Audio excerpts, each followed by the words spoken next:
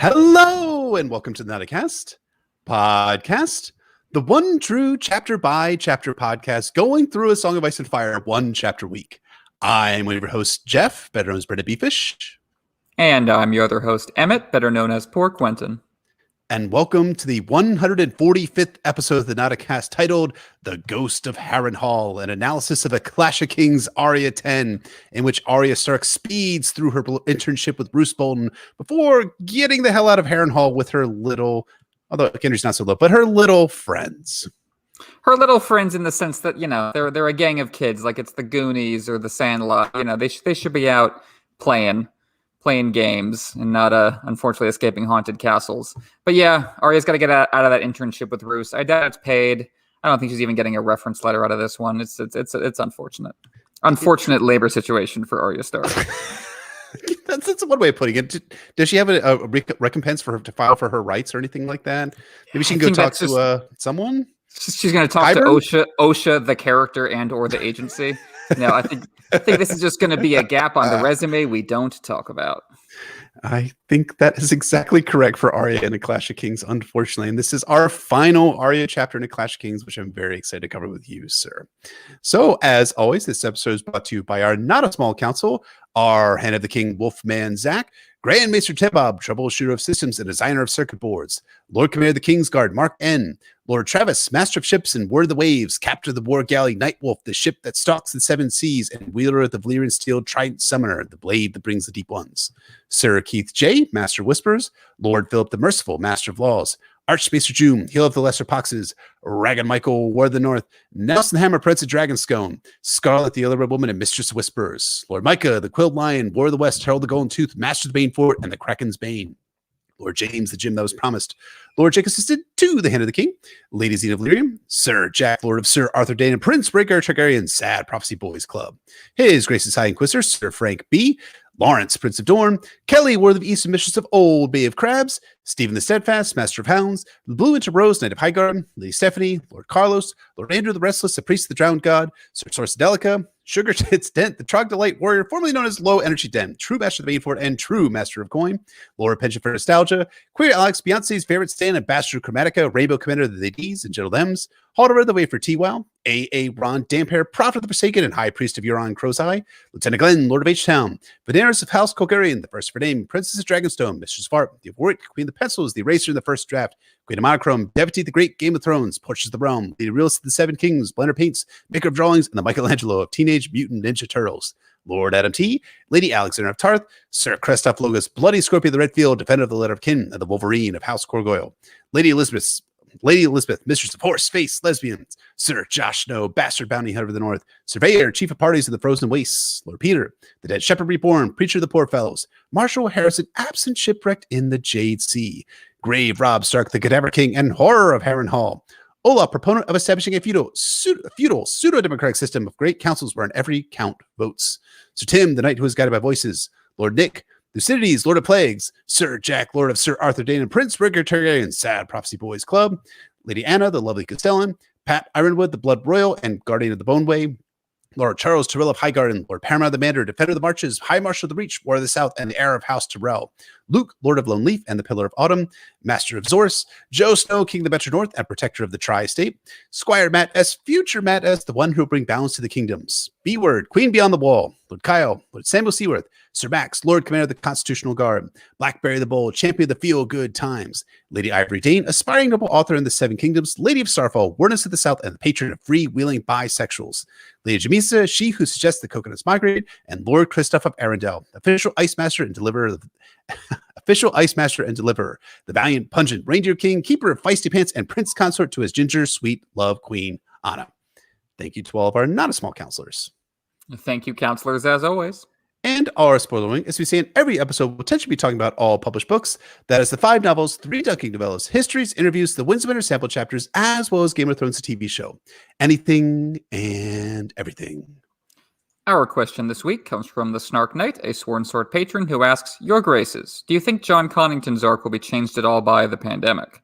I don't think his destination changes, fire and lots of it, But in the same way, Natalia Tana's performance might influence OSHA, I wonder if John Connor's journey changes at all given current events.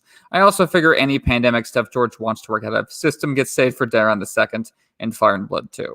That's a great question, if a grim one. What do you think of that, Jeff? Do you think current world events regarding the coronavirus do you think we're going to be recognizing ourselves somewhat in John Connington's grayscale arc? Maybe. I mean, George has a lot of plagues that he can like go back and dial in human history Right? if he really wants to. We get the Black Death being the big one.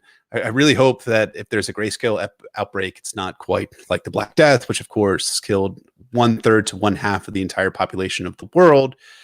You have the Justinian plague, which also is actually Yersinia pestis. It's the same exact plague as the Black Death, which killed shit ton of human beings in the world, and also was accompanied by cold, by like the worst winter in recorded human history as well. I think in the year 632, maybe I could be wrong. No, it's before that, like the 530s, I want to say. So there's lots of shitty human epidemics that could potentially that George can reach back to and pull from history.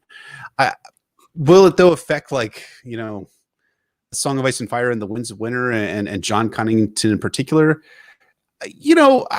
I find, and maybe you could speak to this as a fellow writer of fictional works, but it's hard not to be influenced by the current setting that you're in, even if you're not writing about the current setting. Like you're going to be embedding the emotions that you're feeling into your novel as you're writing it. And I think that's would happen with George, looking at COVID and COVID-19, of course, being a humanistic type dude who also is looking at the world and is trying to base the Song of Ice and Fire on real world events, where you get that whole thing of being ripped from the pages of history, which is kind of bullshit, but we can talk about that another time.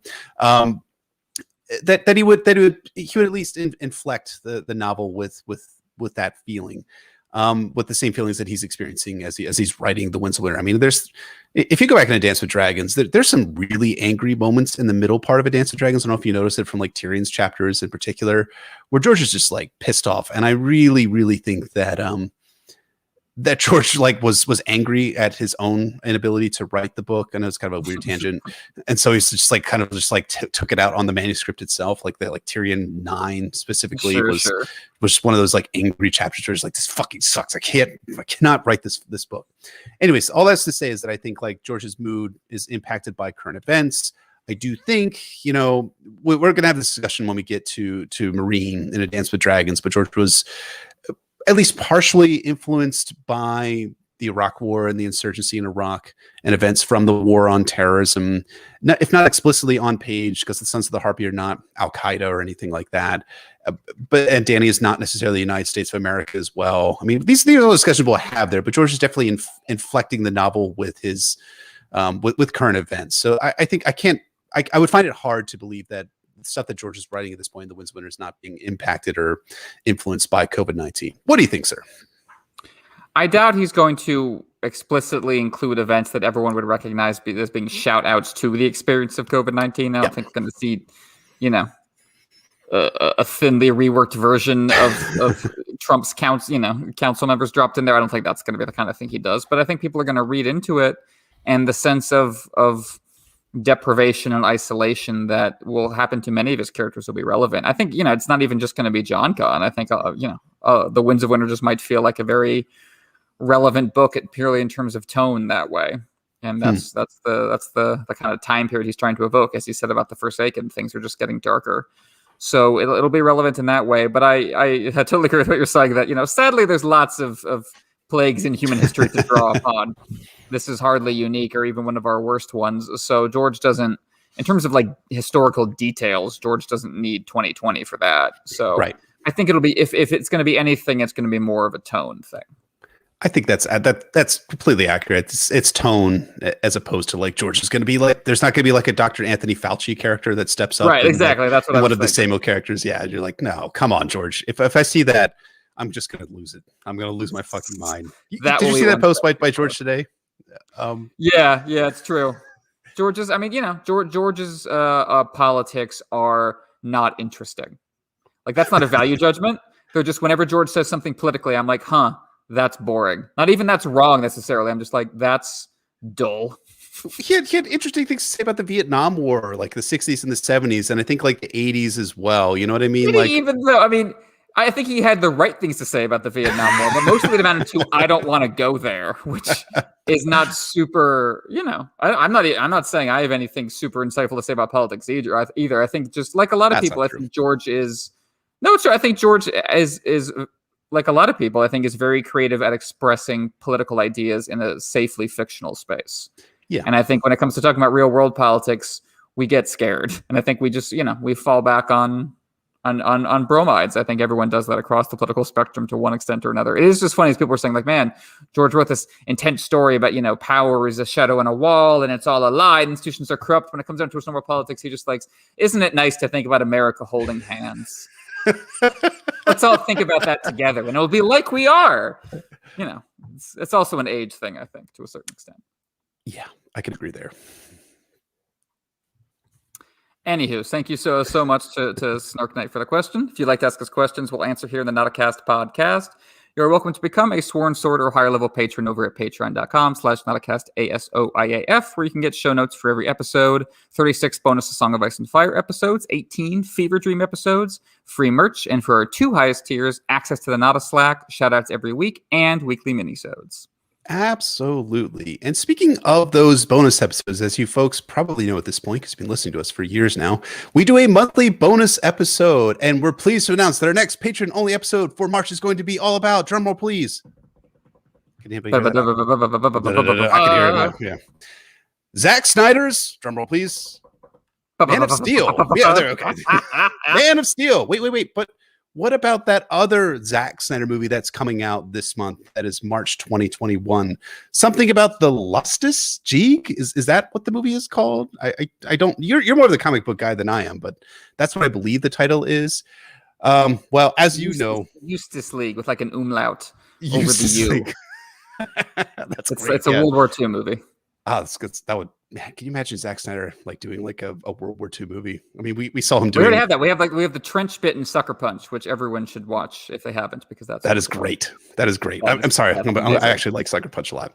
Well, so about that other movie, Justice League. I know that Emmett is so eager to watch the movie, just so eager. You could just see it in his eyes, the gleam when it was announced that the Snyder Cut was finally at long last coming out. You could see it right now. I know. It's better than it not coming out. I was very happy. 4 hours. Right. Anyway, continue. Anyways, as I continue. So he was so eager to watch the movie that I suggested, and he agreed, of course, after I threatened him with watching the Joss Whedon version. So we're actually going to be doing a review of Justice League, the Zack Snyder Cut, as a live cast, or shall I say a drunk cast, on Monday, March 22nd. We're not going into this with any notes or anything at all. We're just going to like give ourselves like a week off in the middle of March to watch Justice League over and over again. I think we're going to call it the Joker cast, right? I think we have to. We live in a society, after all. You and I. That's why I'm excited that we've gone all the way through till we live in a society. Now there's no pretense anymore. We're home. Yes. So if you think that the banner that we're having right now is fun, because most of it's not actually all that scripted here, it's going to be so much fun to do this live with you, sir. And I hope you all be tuning in for that on Monday, March 22nd. But again, there will be a Patreon bonus episode all about Man of Steel, which Emmett has a lot of really deep and complex thoughts about. And I like the, shit goes boom. That's my opinion about Man of Steel. It sure does. It's great. I think so too.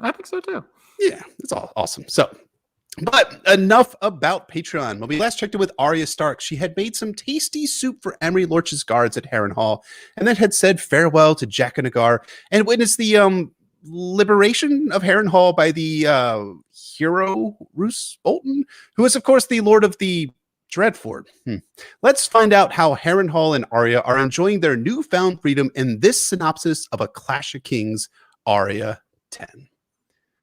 The heads had been dipped in tar to slow the rot. Every morning when Arya went to the well to draw fresh water for Roose Bolton's basin, she had to pass beneath them. They faced outwards, so she never saw their faces, but she liked to pretend that one of them was Joffrey's. She tried to picture how his pretty face would look dipped in tar. If I was a crow, I could fly down and peck off his stupid, fat, pouty lips. So, in answer to my question, badly. Harrenhal and Arya are enjoying their freedom quite badly. Those heads don't sit there by their lonesome, though. Oh no, crows come in screaming to peck at the flesh, and sometimes the ravens from the rookery join in too. Wait, but don't the maesters of Harrenhal feed their ravens? Yeah, in normal, happier circumstances, as happy as Harrenhal gets, yes, they would. But Maester Tothmere, the Harrenhal Maester, had gotten slightly beheaded for sending ravens to Casterly Rock and King's Landing about the Northmen taking the castle.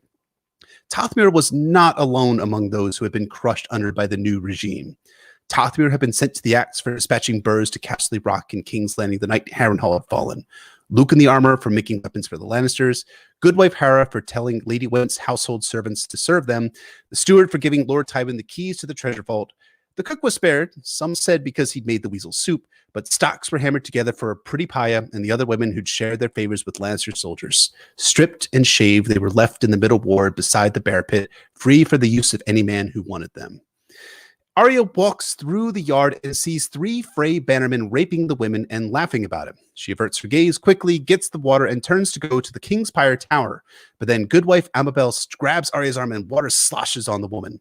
The woman screams that Arya did that on purpose. Arya demands to know what Amabel wants. As to that, Amabel points to Paya and the rest of the women and says that Arya is going to be in Paya's place when the Lannisters come back to take Harrenhal. Let me go! Arya tried to wrench free, but Amabel only tightened her fingers. He'll fall too. Harrenhal pulls them all down in the end. Lord Tywin's won now. He'll be marching back with all his power, and then it'll be his turn to punish the disloyal. Don't think he won't know what you did. The old woman laughed. I might have a turn at you myself. Hera had an old broom. I'll save it for you. The handle's cracked and splintery.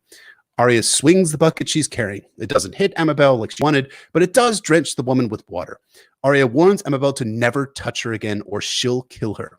Amabel jabs a finger at the Flayed Man badge on Arya's surcoat and says it won't save her. The Lannisters will come for her. Arya has to return to the well, though, to get more water, as most of the water was now on Amabel. As she heads back to the well, Arya wonders if she should snitch on Amabel to roost the noose, but she decides that she's not going to. Arya sees the heads again, but then Gendry is there. He asks if she's admiring what she did. Arya knows that Gendry is upset because Lucan had been killed, and Gendry liked Lucan. She claims, though, it was Steelshanks Bolton and the Bloody Mummers who were truly responsible for Lucan's death. And who gave us all them? You and your weasel suit. Arya punched Gendry's arm. It was just hot broth. You hated Sir Amry too. I hate this lot worse. Sir Amry was fighting for his lord, but the mummers are sellswords and turncloaks. Half of them can't even speak the common tongue. Septon Ute likes little boys. Qyburn does black magic, and your friend Biter eats people. Arya knows Gendry is right. The brave companions were foraging for Roose now, looking for Lannisters. And how did they know the Lannisters from the not Lannisters? Why? By rolling into the villages they had foraged from when they were employed by the Lannisters and returning to Harrenhal with more silver and baskets full of heads. Shagwell even had a so fun little riddle about all the war crimes that they were doing. A riddle, Shagwell would gloat gleefully. If Lord Bolton's goat eats the men who fed the Lord Lannister's goat, how many goats are there? 1, Arya said when he asked her. Now there's a weasel clever as a goat, the fool tittered. Rorge and Biter were just as bad. Arya would see them when Roose would eat with his men. Or more accurately, she could smell Biter, who was made to sit by himself, while Rorge would hang out with faithful Urswick with his eyes crawling all over Arya. Maybe it had been a really bad idea not to go with Jaqen H'ghar. She still had his coin with her, though, with all the strange writing on one side and a man's head with its features rubbed off. Okay. Arya thinks the coin is worthless and that Jaqen lied to her, so she throws the coin away. But then she goes and finds it.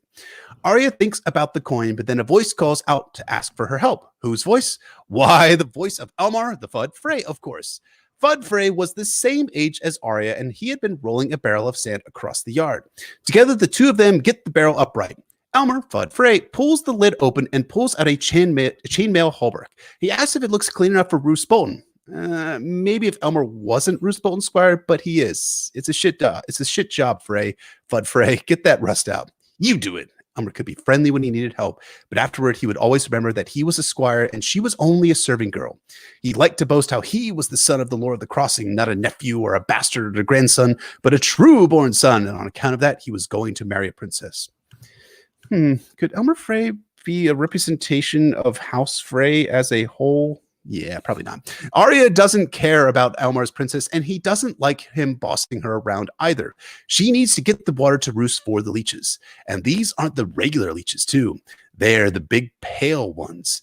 Elmar gets scared of this and tells Arya she's too skinny to push a barrel. Oh, yeah, well, Elmer the Fudd. Okay, I promise I'll stop saying Elmer the Fudd, but it's too fucking funny. I'll stop doing it, though, at this point. Is too stupid, according to Arya. The Lord's bedchamber was crowded when she entered. Qyburn was in attendance, and Dower Bolton in his mail shirt and greaves, plus a dozen Freys, all brothers, half-brothers, and cousins. Roose Bolton lay abed naked. Leeches clung to the inside of his arms and legs and dotted his pallid chest, long translucent things that turned a glistening pink as they fed. Bolton paid them no more mind than he did Arya. Okay, so the extremely normal reintroduction of Roose Bolton, naked with leeches covering his body and Freymen all around him. Very normal, very, very healthy. Aenys Frey says that he... I even wrote the notes and I fucked it up anyways. Says that he doesn't want to be trapped at Harrenhal by Lord Tywin. Aenys had brought 1,500 swords with him to Harrenhal, but he was unable to command his brother's Frey. Aenys says the castle is big, but it doesn't have enough supplies, and the countryside was in ruins. It's not important to get into the whole who ruined the countryside debate now, though. That's for later. They're living on forage, and if they run out of that, they'll be living like Stannis at Storm's End, on rats and shoe leather. I do not mean to be besieged here. Roose Bolton's voice was so soft that men had to strain to hear it, so his chambers were always strangely hushed. What then? Demanded Sir Jared Frey, who was lean, balding, and pockmarked. Is Edmure Turley so drunk on victory that he thinks to give Lord Tywin battle in the open field? If he does, he'll beat them, Arya thought. He'll beat them as he did on the Red Fork. You'll see. Unnoticed, she went to stand by Qyburn.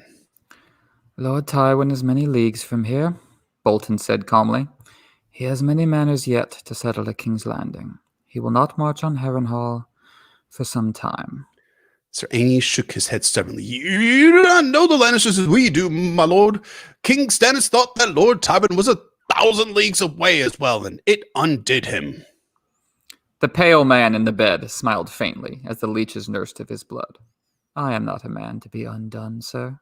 And welcome back to Emmett/Roose Bolton here. Oh, yeah, I've been looking forward to this for months at this point. Sir Aenys states that even if they come to full strength, they are hopelessly outmatched by the numbers that the Lannisters and the Tyrells now have. Roose has not forgotten this fact. Then up pipes Sir Hostine, him of the future. Hey, does this lake look frozen enough to you, Fame? Frey, who declares he doesn't want to be a point of view, to be a POW again. His cousin, Sir Harys Haig, pipes up that Robb doesn't stand a chance against Tywin since the Lion Lord beat Stannis. Hostine, who will one day bravely ride his heavy horse in all of its armor across the frozen lake in the direction of something known as a night lamp, has something to say. Someone must have the courage to say it, Sir Hostine Frey. The war is lost. King Robb must be made to see that. Roose Bolton studied him with pale eyes. His Grace has defeated the Lannisters every time he has faced them in battle. He has lost the North, insisted Hostine Frey. He has lost Winterfell. His brothers are dead. Arya stops breathing. Wait, Bran and Rickon were dead? What happened at Winterfell? Joffrey was nowhere near there. Robb wouldn't let him. But then she remembers that Robb wasn't at Winterfell. He was in the Westerlands. Bran was paralyzed and Rickon was 4 years old. Arya stays silent and still like Ciri taught her, but she feels the tears coming. It's not true. It can't be true. It's just some Lannister lie. Stannis won, all might have been different, Bronn Rivers said wistfully. He was one of Lord Walder's bastards. Stannis lost, Sir Hostine said bluntly. Wishing it otherwise will not make it so. King Robb must make his peace with the Lannisters. He must put off his crown and bend the knee, little as he may like it. And who will tell him so? Roose Bolton smiled. It is a fine thing to have so many valiant brothers in such troubled times. I shall think on all you've said. That's so good. Roose dismisses everyone but Qyburn, Steelshanks, Walton, and Arya. He orders Arya, or Nan, as she's going by these days, to remove the leeches, and she moves to obey immediately. She wants to ask about Winterfell, but she would never dare. She'll try to ask Elmar Frey later. Arya starts to remove the leeches as Qyburn unrolls a letter announcing it's from his wife, Walder Frey. As for Qyburn, well, get a load of this guy. Though Qyburn wore maester's robes, there was no chain about his neck. It was whispered that he had lost it for dabbling in necromancy. Just is everyone in Harrenhal like fit glove-like into this fucking castle? But because this guy definitely does. Roose tells Qyburn to read the letter, and Qyburn reads the letter out loud, which, okay, I'll just read the letter. The Lady Walder wrote from the twins almost every day, but all the letters were the same. I pray for you, morn, noon, and night, my sweet lord, she wrote, and count the days until you share my bed again. Return to me soon, and I will give you many true-born sons to take the place of your dear Domeric and rule the Dreadfort after you. Arya pictured a plump pink baby in a cradle covered with plump pink leeches. Yikes. Arya brings Roose, who remains very loose with his quote-unquote soft, hairless body. Let your mind fixate on that image, and is still naked, a washcloth. Roose says he'll send a letter of his own, but not to Lady Walder, to Helmund Tallhart. A rider from Sir Helmund had come 2 days past. Tallhart men had taken the castle of the Derrys, accepting the surrender of its Lancer garrison after a brief siege. Tell him to put the captives to the sword and the castle to the torch, by command of the king. Then he is to join forces with Robert Glover and strike east toward Duskendale. Those are rich lands, and hardly touched by the fighting. It is time they had a taste. Glover has lost a castle, and Tallhart a son. Let them take their vengeance on Duskendale. It's weird, right? I don't seem to remember Robb Stark ever giving that order, or Catelyn hearing anything strange. And I also thought the Northmen were good, right? Right? Are they like Tyrion? Are they not actually good? Okay, Qyburn says he'll prepare the message, and Arya gets a little dark, thinking it'll be great that the Derrys get burned. That was where the shit went down in book 1 with Lady and Joffrey. She does think it's too bad that they marched before she decided whether she could trust them. I will hunt today, Roose Bolton announced as Qyburn helped him into a quilted jerkin. Is it safe, my lord? Qyburn asked. Only 3 days past, Septimute's men were attacked by wolves. They came right into his camp not 5 yards from the fire and killed 2 horses. It is the wolves I mean to hunt. I can scarcely sleep at night for the howling. Bolton buckled on his belt, adjusting the hang of sword and dagger. It's said that dire wolves once roamed the north in great packs of 100 or more, and feared neither man nor mammoth, but that was long ago, and in another land. It is queer to see the common wolves of the south so bold. Terrible times breed terrible things, my lord. Bolton showed his teeth in something that might have been a smile. Are these times so terrible, Maester? Summer is gone, and there are 4 kings in the realm. 1 king may be terrible, but 4? He shrugged. Nan, my fur cloak. She brought it to him. My chambers will be clean and orderly upon my return, he told her as she fastened it, and tend to Lady Walder's letter.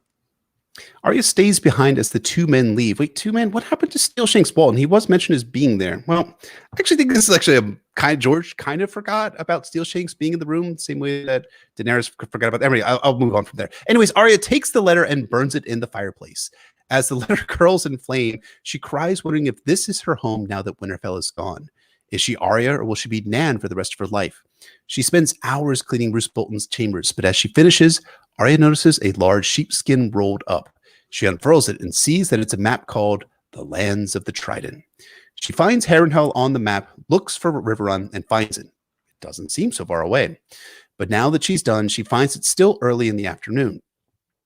So she heads off to the Godswood, thankful that her duties as a cupbearer were lighter than her previous duties. Plus, the hunt wouldn't return for hours. She had time for needlework. She slashed at birch leaves till the splintery point of the broken broomstick was green and sticky. Sir Gregor, she breathed. Johnson, Polliver, Raff the Sweetling. She spun and leapt and balanced on the balls of her feet, darting this way and that, knocking pine cones flying. The tickler, she called out one time. The hound the next. Spillin, Sir Marin, Queen Cersei. The bole of an oak loomed before her, and she lunged to drive her point through it, grunting, Joffrey, Joffrey, Joffrey. Her arms and legs were dappled by the sunlight and the shadows of leaves. A sheen of sweat covered her skin by the time she paused. The heel of her right foot was bloody where she'd skinned it, so she stood one-legged before the heart tree and raised her sword in salute. Valar Morghulis, she told the old gods of the north. She liked how the words sounded when she said them. Met by George. You can imagine George like sitting there being like Valar Morghulis, cool sounding phrase. Arya heads over to the bathhouse, sees a raven circling the maester's tower, and wonders what the message is. Maybe it's from Robb saying the stuff about Rand and Rickon wasn't true. She kind of wishes she could be a bird, though, and fly up to Winterfell herself to examine the truth of it. If it was true, she would fly away from Westeros to see the world as described by old Nan, and she might never, ever come back. Roose's hunting party returns at nightfall with 9 dead wolves. He orders the 7 adult wolves to be skinned and their fur sewn into a blanket for himself. One of his men thinks the 2 wolf pups would serve as a good pair of gloves. Bolton glanced up at the banners waving above the gatehouse towers. As the Starks are wont to remind us, winter is coming. Have it done. When he saw Arya looking on, he said, Nan, I'll want a flagon of hot spice wine. I took a chill in the woods. See that it doesn't get cold. I'm of a mind to sup alone. Barley bread, butter, and boar. At once, my lord. That was always the thing to say. Arya finds Hot Pie in the kitchens making oat cakes. She gives Roose's order to the cooks, and one of them fills a pot with red wine while Hot Pie cripples spices into the pot. Arya tries to help, but Hot Pie tells her to get lost. Arya then realizes that Hot Pie hates her too, or is scared of her anyways. When the wine and the food are done, Arya takes it across the way with someone shouting at her whether it was weasel soup. When Arya enters Roose Bolton's chambers, she finds him reading a leather-bound book. He orders candles lit. So Arya puts the book next to him and lights some candles. Bolton turned a few more pages with his finger, then closed the book and placed it carefully in the fire. He watched the flames consume it, pale eyes shining with reflected light. The old dry leather went up with a whoosh, and the yellow pages stirred as they burned, as if some ghost were reading them. I will have no further need of you tonight, he said, never looking at her. She should have gone, silent as a mouse, but something had hold of her. My lord, she asked, will you take me with you when you leave Harrenhal? He turned to stare at her, and from the look in his eyes, it was as if his supper had just spoken to him. Did I give you leave to question me now? No, my lord. She lowered her eyes. You should not have spoken then, should you? No, my lord. For a moment, he looked amused. I will answer you. Just this once. I mean to give Harrenhal to Lord Vargo when I return to the north. You will remain here with him. But I don't. She started. He cut her off. I am not in the habit of being questioned by servants, Nan. Must I have your tongue out? Arya knows Roose would do it, so she subsides, and Roose asks whether she'll speak again. She won't. Go then. I shall forget this insolence. Arya leaves Roose's chambers, but she doesn't head back to her own bed. The guard tells her that a storm is coming. Instead, she heads over to the Godswood. But on the way, she hears angry voices talking and arguing. She sees Elmer Frey sitting alone and asks what's wrong. My princess, so weeping, dishonored. Janie says there's a bird for the twins, but my Lord Father says I need to marry someone else. I have to be accepted. Stupid princess, Arya thought. That's nothing to cry over. My brother's maybe dead, she confided. Elmer gave her a scornful look. No one cares about a serving girl's brothers. It was hard to hit him when he said that. I hope your princess dies, she said, and ran off before he could grab her. Arya, if you only knew. In the Godswood, Arya gets her broomstick sword and carries it to the heart tree. She kneels and asks the gods what to do. For a while, she doesn't hear anything beyond the normal sounds, but she hears wolves off in the distance, and her goose prickles rise on her skin. Then, so faintly, it seemed as if she heard her father's voice. When the snows fall and the white winds blow, the lone wolf dies, but the pack survives, he said. But there is no pack, she whispered to the werewood. Bran and Rickon were dead. The Lannisters had Sansa. Jon had gone to the wall. I'm not even me now. I'm Nan. You are Arya Stark of Winterfell, daughter of the North. You told me you could be strong. You have the wolf blood in you. The wolf blood, Arya remembered now. I'll be as strong as Robb. I said I would. She took a deep breath, then lifted the broomstick in both hands and brought it down across her knee. It broke with a loud crack, and she threw the pieces aside. I am a direwolf, and I am done with wooden teeth. Fuck yeah, this is the good shit. This is how you do an awesome character climax. A conclusion to an arc. This is why it's my favorite freaking chapter of Arya's, at least in the Clash of Kings. Arya lays down in her bed, waiting for the moon to rise, listening to her breath and cries of the wolves. She thinks the wolves are calling her. She gets up and into her tunic and heads down the stairs. She bypasses the main door as it was guarded and hears the wind screaming through the Wailing Tower. She makes her way over to the forge and finds Gendry in bed. She puts a hand over his mouth and whispers, please, and points. Gendry stirs himself up and huddles with Arya in a corner. What do you want, Arya? A sword? No. Gendry's not doing that shit. The blades are locked up anyways. Okay, then break the lock. No. They're going to break Gendry's hand if he does that, or even kill him. No, they won't. Not if Gendry comes with her. And why would Gendry do that? Lord Bolton is giving Harrenhal to the Bloody Mummers. He told me so. Gendry pushed black hair out of his eyes. So?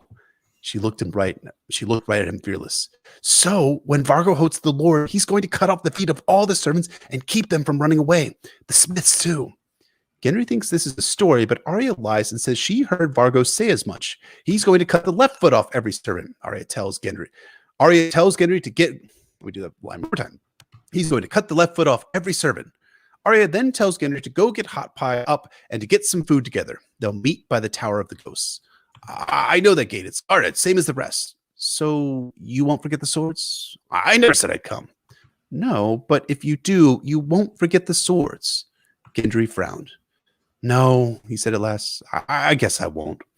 Arya re-enters Kingspire and heads up the stairs. She grabs some clothes from her room. She then gets her shoes on, puts on the Bolton tunic, and creeps down the stairs. She sneaks into Roose Bolton's chambers and grabs the map and Roose Bolton's dagger, and then she heads to the stables. There she wakes one of the grooms up and tells him that Roose Bolton wants 3 horses saddled and bridled. Now, when the groom starts to protest, Arya reminds him that Roose Bolton is not in the habit of being questioned by servants. The boy sees Arya's flayed man badge. It gets to work getting 3 fast and sure-footed horses. Then Arya carefully leads the horses through the shadowed parts of the castle, making sure to stay out of the eyesight of everyone. The wind howls and the air smells like rain. Arya is not sure whether that's good or bad for their escape. Along the way, she sees a cat, gray and white, and says that she could catch the cat if she wanted to, but she doesn't have time. She's out of here. Arya reaches the Tower of Ghosts, a ruined and desolate tower, and waits for Hot Pie and Gendry. While she waits, the horses eat grass, and she sharpens her knife with long, smooth strokes like Ciri taught her. Sharpening her knife calms her. But then Hot Pie and Gendry arrive all loud and out of breath. Arya tells them to chill the fuck out and be quiet. Arya sees that Gendry has his blacksmith hammer across his back, like his dad, while Hot Pie has a sack of bread under one arm and a wheel of cheese around the other. Gendry warns that there's a guard on the gate. Arya tells them to stay with the horses. She's going to take care of this. Gendry nodded. Hot Pie said, "Who like an owl when you want to come?" "I'm not an owl," said Arya. "I'm a wolf. I'll howl." Alone, she slid through the shadow of the Tower of Ghosts. She walked fast to keep ahead of her fear, and it felt as though Styro Farrell walked beside her, and Yoren and Jack and Agar and Jon Snow. She had not taken the sword Gendry had brought her. Not yet. For this, the dagger would be better. It was good and sharp. Whatever is Arya planning here, guys? The postern gate was the smallest gate in Harrenhal, thus it was only manned by one guard. Still, there would be people up in the tower above. She had to be quiet and quick. Rain then begins to fall, and she walks confidently towards the door as if she's here on official business. As she approaches, though, she sees that this guard is a Northman, and that's bad news. This jabroni had probably served Roose Bolton all his life, and he couldn't be easily fooled like a Bloody Mummer or a Frey. Maybe she should tell the guard that she's Arya Stark of Winterfell, but probably not. This guy was a Bolton man. She walks up, pushing back her cloak to reveal her Bolton sigil, and tells the man that Lord Bolton sent her. The man is equally confused and suspicious. He asks, why? Why now at this late hour? She could see the gleam of steel under the fur, and she did not know if she was strong enough to drive the point of the dagger through chainmail. His throat. It must be his throat, but he's too tall. I'll never reach it. For a moment, she did not know what to say. For a moment, she was a little girl again and scared, and the rain on her face felt like tears. He told me to give all his guards a silver piece for their good service. The words seemed to come out of nowhere. Silver, you say? He did not believe her, but he wanted to. Silver was silver after all. Give it over then. Arya reaches into her pocket and comes out with a coin. Arya reaches into her pocket and comes out with the coin Jakagar gave her. She holds it out, but lets it drop to the ground. The man curses and goes to the ground, digging around for the coin. Arya slid her dagger out and drew it across his throat as smooth as summer silk. His blood covered her hands in a hot gush, and he tried to shout, but there was blood in his mouth as well.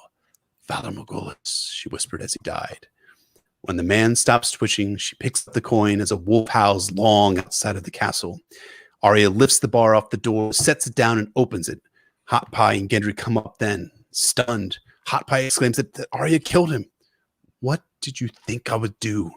Arya's fingers were sticky with blood, and the smell was making her mare skittish. It's no matter, she thought, swinging up onto the saddle. The rain will wash them clean again. And that is the synopsis for A Clash of Kings Arya 10. Fucking wow. This chapter is absolutely and darkly captivating. It's my favorite Arya chapter in A Clash of Kings. Like I said, in our minis we record every week for our small counselors and our high lords and ladies. Definitely, I think, of the top 3 Arya chapters in all of A Song of Ice and Fire. What did you think, sir? Well, it's been a while since we had an Arya chapter, but George more than makes up for it. The only problem with Arya 10 is that it's too much of a good thing. George not only gets Arya and her sidekicks out of Harrenhal, not only wraps up her character arc in the book, but also shows us in detail how the Battle of Blackwater shook up the game board, ultimately leading to the Red Wedding. It's an ambitious chapter and also an intricate one. Along with Sansa 8, next week, it perfectly sets up the story for A Storm of Swords. You're absolutely right that it's a massive, massive chapter, one of the longest in Clash of Kings with a lot going on. I do wonder whether at one point this was 2 or even more chapters that George smushed together into one major chapter, one big chapter. And that is something that he did talk about in one of his recent Winds of Winter updates as being something that's been always part of his process for writing A Song of Ice and Fire, his earlier novels. In this way, this kind of like larger chapter, Arya 10 feels very A Feast for Crows to me. In both being a long chapter, as well as also in the way that George had written actually smaller chapters for A Feast for Crows before combining them into larger chapters. Like the Princess of the Tower is probably the best example of that. In my estimation, though, I think that like Arya 10 feels very Feast for Crows to me because it also tries to accomplish a lot in terms of its overall thematic work and character work. And I think George really nails both with all of the things that Arya has experienced and witnessed, culminating in one of the darkest chapters in A Song of Ice and Fire. I mean, there's some definitely darker chapters, some of them even in Arya's storyline in A Clash of Kings that we've experienced so far. And hey, speaking of A Feast for Crows parallels, what's this chapter open with but with crows and ravens eating the flesh, muscle, and bone from the severed heads of the people who had been caught in the gears of regime change? Really well put. In Arya's last chapter, she rebelled against the Lannisters that had taken so much away from her and the people around her, helping Northmen take Harrenhal and execute Amory Lorch. This was her third and final wish. As this chapter begins, we see the fallout. Be careful what you wish for. Arya has not liberated Harrenhal. If anything, life somehow got worse. She is staring up at heads dipped in tar to slow the rot. It's a grisly warning that doubles as a symbol of guilt. They're not rotting away, they're sticking around to haunt Arya. As she goes about her new duties, she can't avoid them, but at least they look outward, so she can't see their faces. Arya can't process the horror of the new regime, so she imagines that instead of innocent people up there, it's Joffrey. She can safely hate him. Arya is trying to hold on to the catharsis of vengeance, the justice she sought with Jaqen H'ghar in his 3 wishes. But that is only a shadow. The bitter reality is that those heads belong to residents of Harrenhal, executed by Roose Bolton upon taking possession of the castle. What was their crime? Having the gall, the nerve to try and survive under Lannister occupation. Lucan made them weapons, Goodwife Hera served their household needs, the steward opened the treasure vault for them. Gone unspoken here is what would have happened to these people if they had refused Tywin. They would have ended up as spikes on walls anyway. You can maybe make the case that Maester Tothmer demonstrated outright Lannister loyalty by sending ravens to King's Landing and the Rock as the castle fell. He didn't have to do that.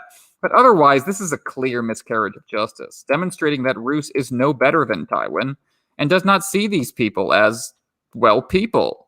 He doesn't care that they had no choice. All that matters to Roose is stamping his rule over every inch of Harrenhal, making sure everyone knows I'm in charge now. Yeah, and what is the difference between that and Tywin Lannister, as we saw in Arya's earlier Clash of Kings chapters? Not a huge amount of difference, honestly.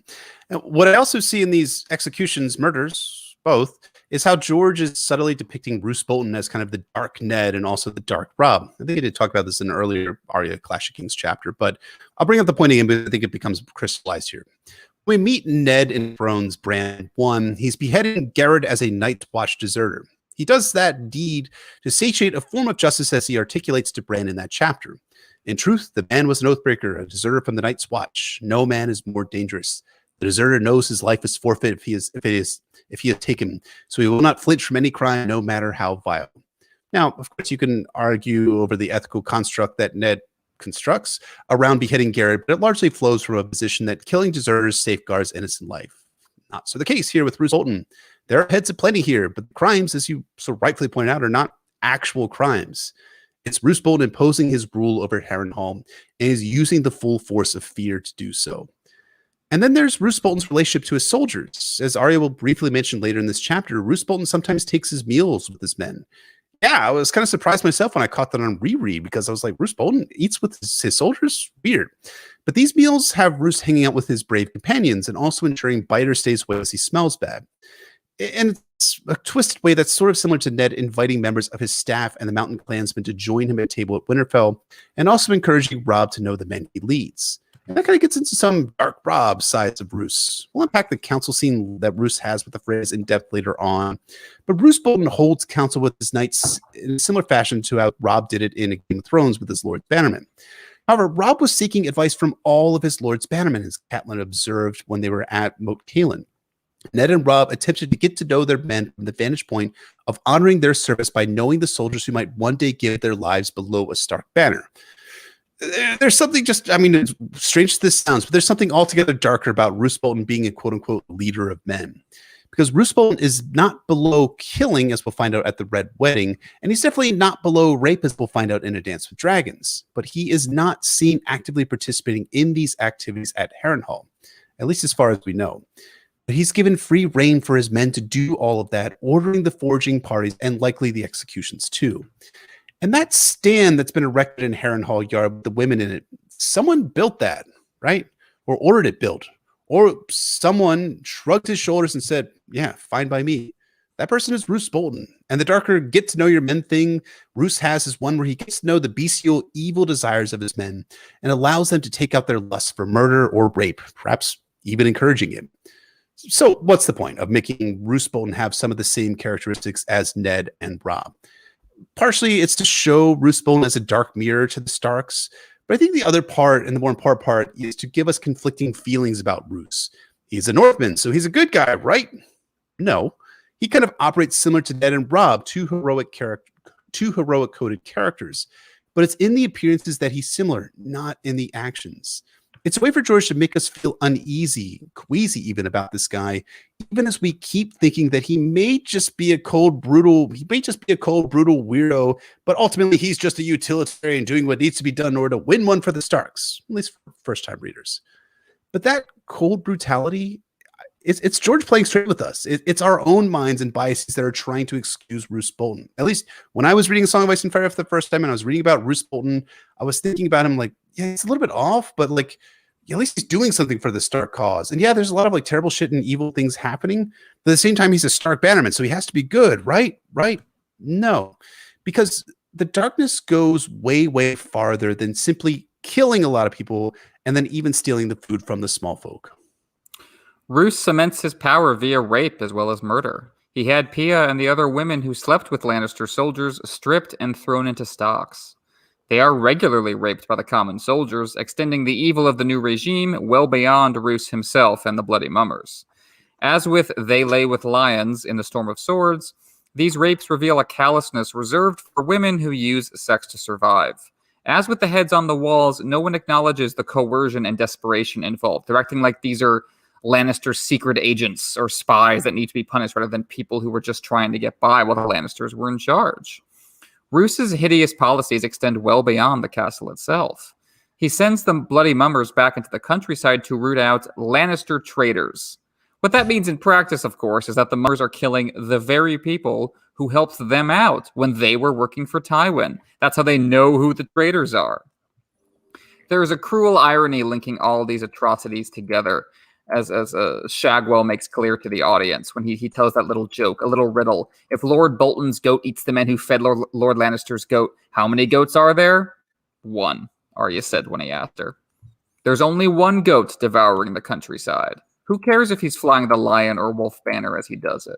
He leaves the same death and devastation in his wake. The Bloody Mummers link the sides of the war in the Riverlands together. Both are willing to work with these monsters. Time for caveats. Tywin is the overall Lannister commander. Roose is a theater commander on the Stark side. Robb has no idea any of this is happening and would never give such orders himself. His cause is still the more sympathetic one, but that is cold comfort to Lucan facing the axe, or Pia facing endless assault and deprivation and humiliation. Roose would never have had power over them if Robb had not put him in charge of his infantry. I always think of Colin Powell's Pottery Barn anecdote. You break it, you bought it. Robb unleashed Roose and owns what he has done. I also think of civilians in World War II living in areas occupied regularly by both sides, flying one flag and then the other, fearing reprisals from both. It is devastating to read about these atrocities, one after the other, but George is rubbing our nose in the muck to make a vital point. We cannot rely on the good guys winning to heal Westeros. We cannot assume, as Arya did, that vengeance will automatically produce justice.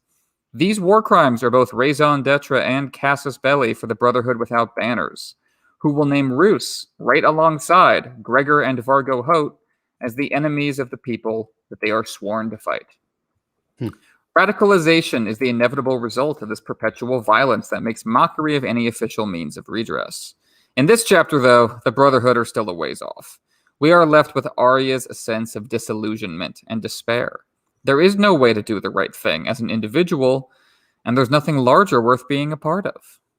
I think you made that great point in one of our earlier Arya chapters about how the Brotherhood is just a story for a lot of these people who are being marched up to Harrenhal and who are in Harrenhal itself. They are not going to be brought on page until A Storm of Swords proper, and I think that's important that George is setting this one force out there as like the response to the brutalities that are being inflicted by both sides in this war. And you had mentioned World War II earlier, and I think that George is very openly borrowing from World War II, even more openly as the specifics of what's being done to Paya and the rest of women who quote unquote lay with lions borrows heavily from what happened after the Western Allies liberated France and the Netherlands. A lot of times what happened is that after a French or Dutch town was liberated, women who had slept with German soldiers were ritually rounded up by their fellow citizens and had their heads shaved. Why shave their heads? From a 2009 Guardian article about this practice, it's, quote, there was a strong element of vicarious eroticism among the tondurers and their crowd, even though the punishment they were about to inflict symbolized the desexualization of their victims. The crimes inflicted on Paya and these other women go beyond what occurred among French and Dutch civilians, though, during World War II, most of them anyways. As the Soviet Red Army drove the German Wehrmacht back into Germany, many women, estimates range up to 2 million, were raped by Russian soldiers. This is not strictly a phenomenon of the Red Army, as some propagandists would believe. German historian Miriam Gerbart calculated up to 190,000 women were raped by U.S. servicemen between 1945 and 1955 in West Germany. These are staggering statistics, and these atrocities were committed by the good guys in World War II. So you brought up caveats before, and I'll add a few myself here. The Axis powers were way worse, and I'm also really fucking tired of hearing that argument. Yeah, they were way worse, but the Nazis in Imperial Japan were way worse. Of course they were. And of course the Lannisters were way worse too. We need only remember Arya's 5 Arya witnesses the Lannister atrocities in the village by the God's Eye, and Arya 6 Arya witnesses Lannister atrocities on the road to Harrenhal to see this in practice. I also agree with you that Robb Stark was unaware of what Roose Bolton was getting into at Harrenhal. And yet it wasn't just evil Freys and Boltons doing terrible shit at Harrenhal. Willis Manderly, Robert Glover, Almond Tallheart, Urbans, Locks, Burleys, Riswells, Condons, Stouts are either at Harrenhal or Castle Derry and under Roose's command. We don't hear any of them saying a goddamn word against the atrocities going on at Harrenhal, or even doing the bare minimum of sending word to Edmure or Robb from Castle Derry, letting the High Command know that Roose was doing war crimes here at Harrenhal. And we know that they know something about what's happening here at Harrenhal too, even if they're in Castle Derry. Glover or Tallheart send riders that bring messages announcing that they took Derry and asked Roose what to do next. And they had to have seen the heads or what's happening at the Harrenhal courtyard. They had to take that information back to Helmut Tallheart and Robert Glover. That's complicity in what's happening at Harrenhal. And to me, I think it's tacit approval of the gang rapes, murders, repillaging the countryside, etc. The Northmen, the Rivermen, these are supposed to be the good guys in the War of the Five Kings. The same sorts who shouted King of the North at the end of a Game of Thrones. But now, amidst the small folk and unopposed by Lannisters, they become wolves savaged by sheep. Most people here would probably cite Jorah Mormont's quote about the small folk, but I think Septon Maribold better speaks to the horrors the small folk face in Harrenhal. It is being common born that is dangerous when the great lords play their Game of Thrones. Jaime asks in A Storm of Swords, by what right does the wolf judge the lion? It's in a very different context, but I do think it fits the theme present in this chapter too, insofar as what Roose does or allows to happen at Harrenhal. You make great points about the connection to the reprisals in World War II. There's the movie Black Book with Cary Van Houten, actually, who plays Melisandre in Game of Thrones, directed by Paul Verhoeven, who had the Dutch director would come to Hollywood to make RoboCop and Total Recall and your favorite Starship Troopers, of course. And then when he went back to Europe, he made Black Book, which was about exactly that, about reprisals against women in the wake of World War II. And it's a very sobering subject because it can shows you how in a way the war never ends, especially for people who were trying to survive. And for a lot of people after the war is over, that trying to survive mentality becomes shameful and something they want to erase and pretend that they were never part of it. And even within the hellscape of Harrenhal, Arya is uniquely alienated because now everyone hates her for her part in Weasel Soup. Good wife Amabel grabs Arya out of nowhere, telling her she'll be next to be raped, gloating about torturing her. Amabel loved Hera and holds Arya responsible for Hera's death. She can't wait until Tywin returns to retake Harrenhal with his new army so she can take her vengeance on Arya. Everyone filters the twists and turns of the war through their personal desire to even the scales of justice. Arya did that with her 3 wishes, Amabel is doing it now, and the Freys will do it regarding Robb's marriage. We're seeing the cycle of violence play itself out, emblematic of the history of Harrenhal. As Amabel says, the castle brings them all down in the end. The sense of justice quickly fades as you realize that all you've done is keep the wheel turning. Even Arya's friends reject her now. Gendry holds her responsible for the heads, just like Amabel. In his case, he mourns Lucan. Gendry told Arya in her previous chapter that he just wanted to keep his head down and survive, that choosing one side or the other was asking for death. Now he seems to have been proven right. Arya points out that Gendry hated Amory Lorch. Why not be glad? He's dead and gone. Gendry says that Amory was fighting for his lord, at least. The Mummers are worse because they're turncloaks. I don't entirely agree. Roose's men, the one who cut those heads off, they're also fighting for their lord. Moreover, Amory was on the same side as the Bloody Mummers for a while. He can't exactly claim distance from them. But I think that the important takeaway is that Gendry calls Biter your friend. That's your friend, Arya, not me. He feels personally betrayed by Arya. They are no longer both victims of these monsters.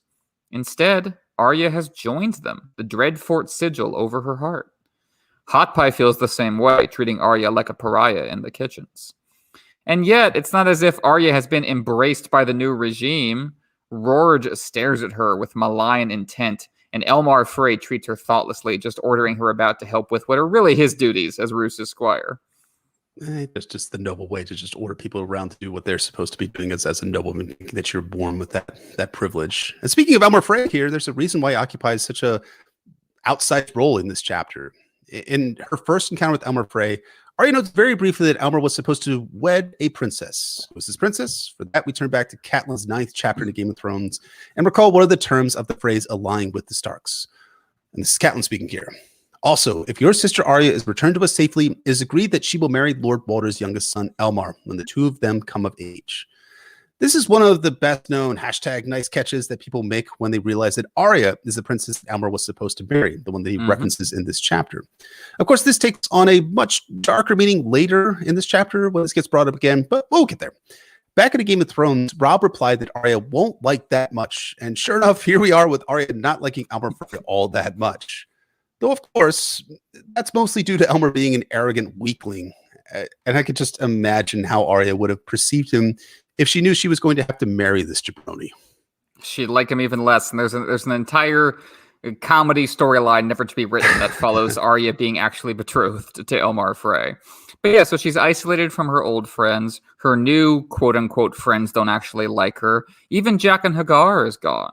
Arya keeps the coin he gave her, the image of a faceless man. It fits her story more than ever. She has another new identity. Harrenhal has switched sides, but what has really changed? Arya resists despair as best she can. She tells Gendry that it was only hot broth she brought. She never intended for things to end like this. You did that on purpose, Amabel yells at Arya, talking about spilled water, but also about a good wife Hara's death. She's wrong, Arya didn't do it on purpose.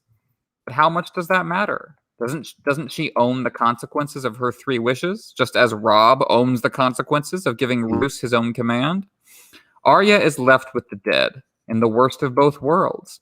She tried to restore her northern community, and now she's more alone than ever. You know, it's interesting. Back in Arya's 9th chapter, Arya framed her motivation in part, not in total, but in part as her duty to her house and family. They're Northmen, my father's men, and Robb's. Weasel Soup was, again, in part, a reflection of Arya's familial political loyalty, and it's completely understandable why she did what she did. The problem is that Arya did not reveal herself to be Arya of House Stark during or after the liberation of Harrenhal.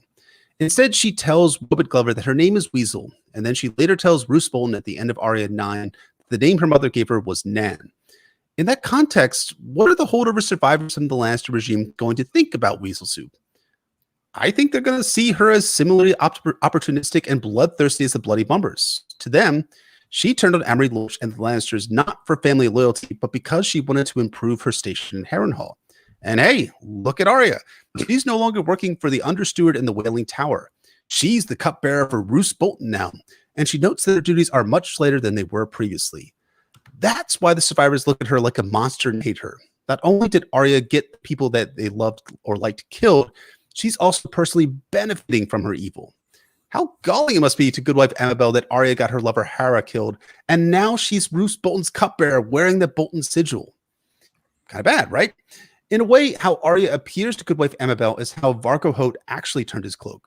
He didn't do it for ideological reasons, but to be on the winning side and also to become Lord of Harrenhal. But again, Arya in A Clash of Kings Arya 10 appears similarly to a character we're about to be reintroduced to, Roose Bolton, who actually will betray his Overlord Master to become Overlord Master to another, Roose Bolton, who will actually betray his Overlord Master to another Overlord Master to gain greater station in Westeros by becoming Lord Paramount and Warden of the North. Everyone's fighting for advantage. And yeah, this chapter belongs to Roose Bolton, every bit as much as Arya. George gave us a teaser glimpse of one of his best villains at the end of Arya 9 when Roose showed up. Now he has been in charge of Harrenhal long enough to establish his own reputation, and we see it at work here, equal parts subtle and sinister. Roose gets an unforgettable reintroduction in this chapter, naked in bed, covered in leeches, making everyone come into the room to have this meeting with him under those circumstances. It's a mixture of vulnerability and authority.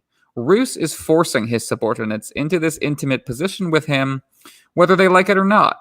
It sends the message that he has nothing to hide. Look, you can see me naked in the middle of my leeching. But his quiet words give so little away, and we know as rereaders that he's actually hiding quite a bit.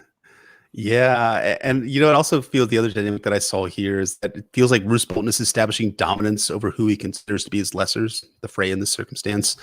The forced intimacy is another way that Roose can make everyone feel uncomfortable because they have to be in the room with him in his naked body with leeches sucking his blood. It's almost, in my opinion, like an unsolicited dick pic, except on a larger scale where it's your boss and he likes to flay people. It's uncomfortable and weird and wrong feeling. Yet these Freys have to listen to him and heed him because he's in charge. That feeds into Roose Bolton using a, shall we say, unorthodox method of showing himself to be separate, unique, and in charge. Further, I think this is emblematic of Roose Bolton as a whole, who he is and how he grows in power. Tywin Lannister uses hard stares and few words to intimidate his bannermen. Ned Stark uses his long history of open-handedness and general nobility to win the support of his vassals. Robb Stark uses his Robb Stark uses his martial prowess and his reputation as never losing a battle to win the loyalty of these vassals. But Roose isn't playing that game. He plays the Game of Thrones differently, coming at the politics sideways. That's a great way of putting at it. He's coming at it sideways. Roose isn't even trying to live up to the image of the martial, impressive lord with his shining sword with its jeweled hilt. He has a different archetype in mind. He's embodying his own symbols, the flayed man and the leech. You could argue that Roose is making himself look weak. He's all feeble flesh like old Walder Frey. But if you think about it, Roose is letting everyone know that without those leeches, he'd be terrifying. He's a barely restrained beast. He speaks quietly so that other people have to lean in closely to hear. He speaks in bland, opaque riddles to make others reveal themselves. It's all a coldly calculated strategy, with the leeches symbolically sucking away his passions and leaving only the will to kill or be killed. Roose is therefore a different kind of villain than the Freys, despite their alliance. We see the Freys at work in this scene too, and they're just like a bumbling hive mind. They have points to make, more on that in a second, but none of them make a strong individual impression. It's always one and then the other. They're like a self-loathing Greek chorus. I love that. Yeah. And kind of as an aside, I love the moment where Hosteen Frey talks about how he doesn't wish to enjoy Tywin Lannister's hospitality again, like how he was enduring just unthinkable, horrific brutality, and just like he was a small folk prisoner at Harrenhal. And yet, in preparation for this episode, I happened to reread Arya's 7th chapter in A Clash of Kings before, and this was the horror of the Frey captivity at Harrenhal. 4 brothers took their exercise together every day, fighting with staves and wooden shields in the flowstone yard. 3 of them were Freys at the crossing, the 4th their bastard brother. They were only there a short time, though. One morning, 2 other brothers arrived under a peace banner with a chest of gold and ransomed them from the knights who'd captured them. Oh, man. Dude, are you fucking kidding me? That sounds like hell, Hosteen Frey. How did you ever survive being a prisoner of Tywin Lannister? I mean, as always, these early moments before the Red Wedding, George is driving at something with these small character beats here. It speaks to how the phrase overblow any perceived slight or indignity. I think it's just the absolute worst thing they've ever experienced. Exactly. The Freys are recognizably human in this scene. They're petty, they're pedantic, they're talking over each other. Roose cuts through them like a cold knife through hot butter. He is an alien presence in a room of squabbling humans. That dynamic fits perfectly with where they stand politically. The Freys are genuinely distraught, caught in a bad position with no good options. Roose, by contrast, has already lucked into a good option, which is why he can afford to operate at an icy remove while the Freys squabble. You can see why the Freys are so panicked. As Robb and the Blackfish will lay out to Edmure in A Storm of Swords, they were really counting on Stannis winning the Battle of Blackwater. Even taking Stannis' hard-headedness into account, making peace with the Baratheons would be much easier than making peace with the Lannisters, given how much blood has flown recently. But now Stannis has been crushed, and Tywin has risen to power. The same Tywin who held Harrenhal very recently, and he is known for taking vengeance. He's got a massive army from the Reach at his back, and the Freys see a lose-lose scenario coming. Either they stay here, in which case they'll be besieged and starved out, or they leave to give battle to Tywin, in which case the odds are against them even if they join forces with Robb and Edmure. Robb's situation is getting grim, and that's without taking into account the fall of Winterfell, which makes him look weak, and the apparent death of his brothers, which puts the Stark line of succession in jeopardy. How quickly fortunes can change in war. It wasn't long ago that Robb won the Battle of Oxcross, and Edmure won the Battle of the Fords. The Stark cause was riding high, and the Lannisters were on the brink of destruction. Now everything is reversed. The Freys want to get out while they still have a chance. They make it plain. The war is lost, and Robb must surrender.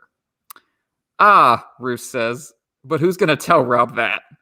Who's going to convince the king, whose father was executed by the Lannisters, to bend the knee to them? It's easy to bluster in this room, which is suspiciously free of any diehard Stark loyalists. Oh, and why is that, by the way? Why did Roose only invite the Freys, his in-laws?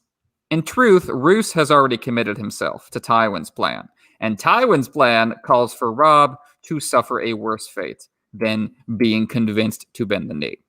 That's why Roose says they won't be besieged. He knows Tywin is not going to march directly against Robb once more, but instead work through Roose as a proxy. That's also why Roose gives the order to send men to Duskendale. This is a huge red flag on reread, confirming that Roose has already sold Robb out. Roose is lying. that these orders come from Robb. He will tell Robb in A Storm of Swords that Robert Glover and Helman Tallheart acted of their own accord. As we'll see in A Storm of Swords, Duskendale is a trap. Gregor Clegane cuts off their retreat. He kills Helman Tallheart personally, and they wipe out most of the Northmen. Why is this significant? Because these are men unlikely to follow Roose's lead at the Red Wedding. Same goes for those killed at the Ruby Ford when Roose leaves them behind for Gregor to attack. If those men survived, Stark loyalists would have a numerical edge at the Twins. Now they don't, especially after the Freys joined with Tywin and Roose. Clearly, Roose knew from Tywin that Gregor would be present at Duskendale, so it's a chilling deal he has cut. He is betraying his own countrymen by the thousands.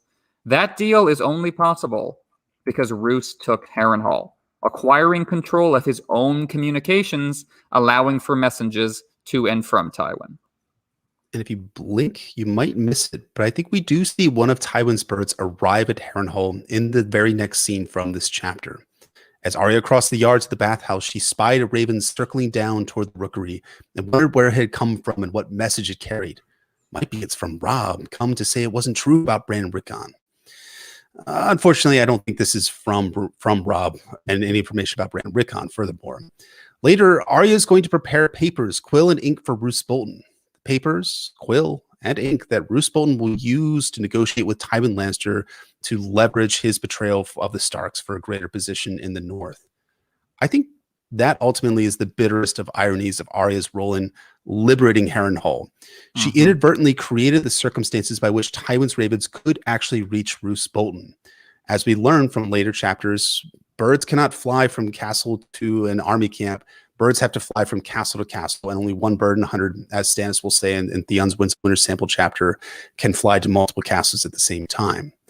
But now those birds are coming and going, and Arya is inadvertently, and I'm not blaming her for this, but she is inadvertently assisting with the planning for the Red Wedding. The Freys have not committed themselves to anything yet. Roose has, which is why he so symbolically decides to go hunting for wolves. As he tells Qyburn, one king may be terrible, but four? Four means men like Roose can play one side against the other to their own advantage. So Roose fits perfectly into the rogues gallery of Harrenhal. He could be like Danael Lothston, bathing in blood. There's like Gargan the Guest, Gargan Coharis, who once ruled Harrenhal, and he made use of the Lord's right to the first night, where you go around to weddings and demand that you get to sleep with the bride first. And we know from A Dance with Dragons that Roose also made use of that practice. And you can tell how much fun George is having writing Roose as a character in this chapter. His sardonic asides, his terrible smiles. It's just pure supervillain energy, and I love it. I love it too. It's hard not to, maybe love's the wrong word, really enjoy being in the presence of Roose Bolton when he's on page. And having coming off our most recent Fever Dream Patreon episode, which prominently features Damon Julian, you can't help but see the same sort of creative energy George had when writing these supervillains. The smiles, the sophisticated seeming manners, the cold brutality, it's all there.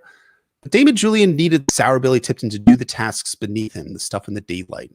Is Qyburn occupying a similar character archetype here, sending and receiving messages from the Red Keep?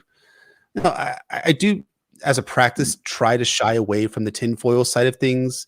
But you had brought up Wolf Hunt as a metaphor from earlier, and I wonder if Roose and Qyburn were kind of speaking in code when Arya's in that scene with them, with Roose tiring of the Starks and Qyburn cautioning Roose that it might not be safe to go after the Starks. Even if it's not code, it's potent metaphor for what Roose will do in hunting Starks and how that will ultimately prove his undoing come the Winds of Winter. Regardless, I also really loved your point from earlier that Roose is using this strategy session as a sensing session for the Freys. It's like he's feeling them out to see if they might be open to betrayal, but they haven't totally committed to betraying Robb yet. They know they want to be on the winning side, which of course is an echo of the late Lord Frey showing up at the Trident after the battle was decided, and Hoster Tully wondering which side he planned to be fighting on when he arrived. But the Freys aren't there yet, as they don't have a good reason in their own minds to openly betray Robb Stark.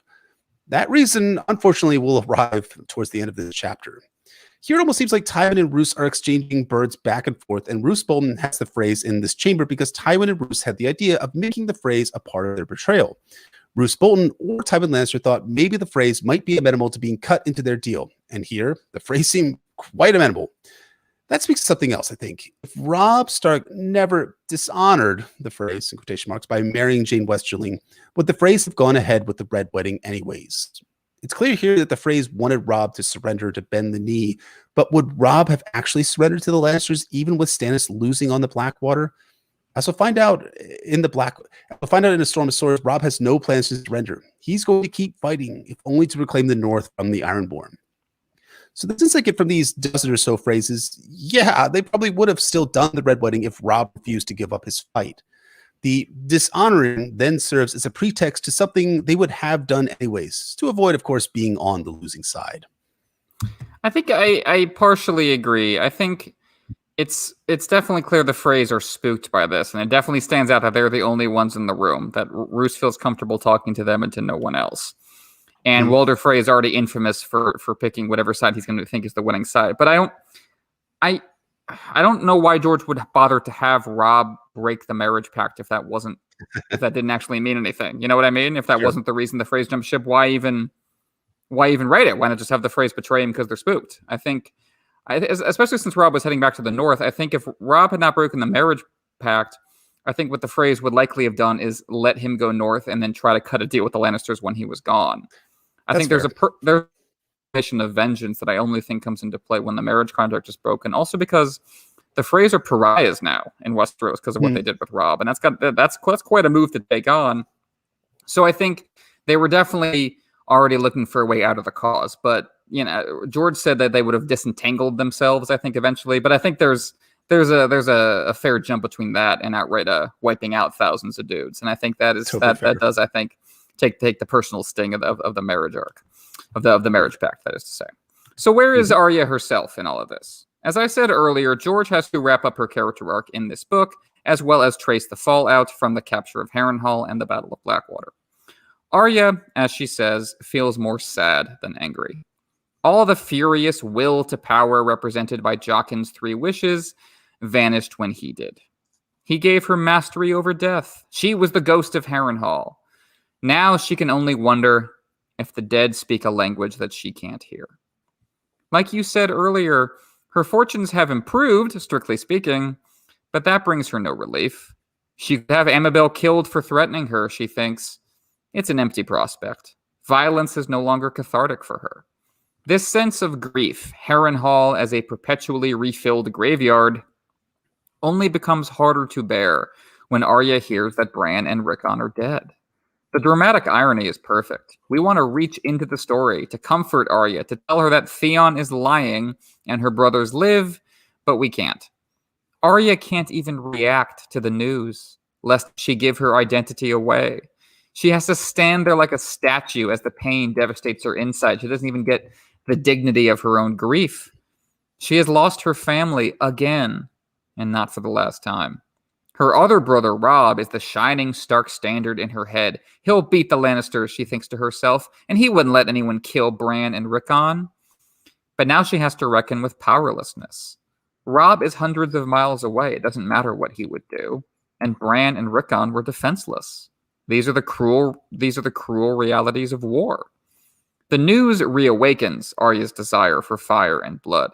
She is glad to hear Roose order the castle of Derry sacked and burned. After all, that's where Micah died, and where both Stark sisters lost their wolves. And now that sense of grief is fresh again because of Bran and Rickon. Yeah, but it's also the castle which has changed hands 3 times before Robert and Helmand take the castle.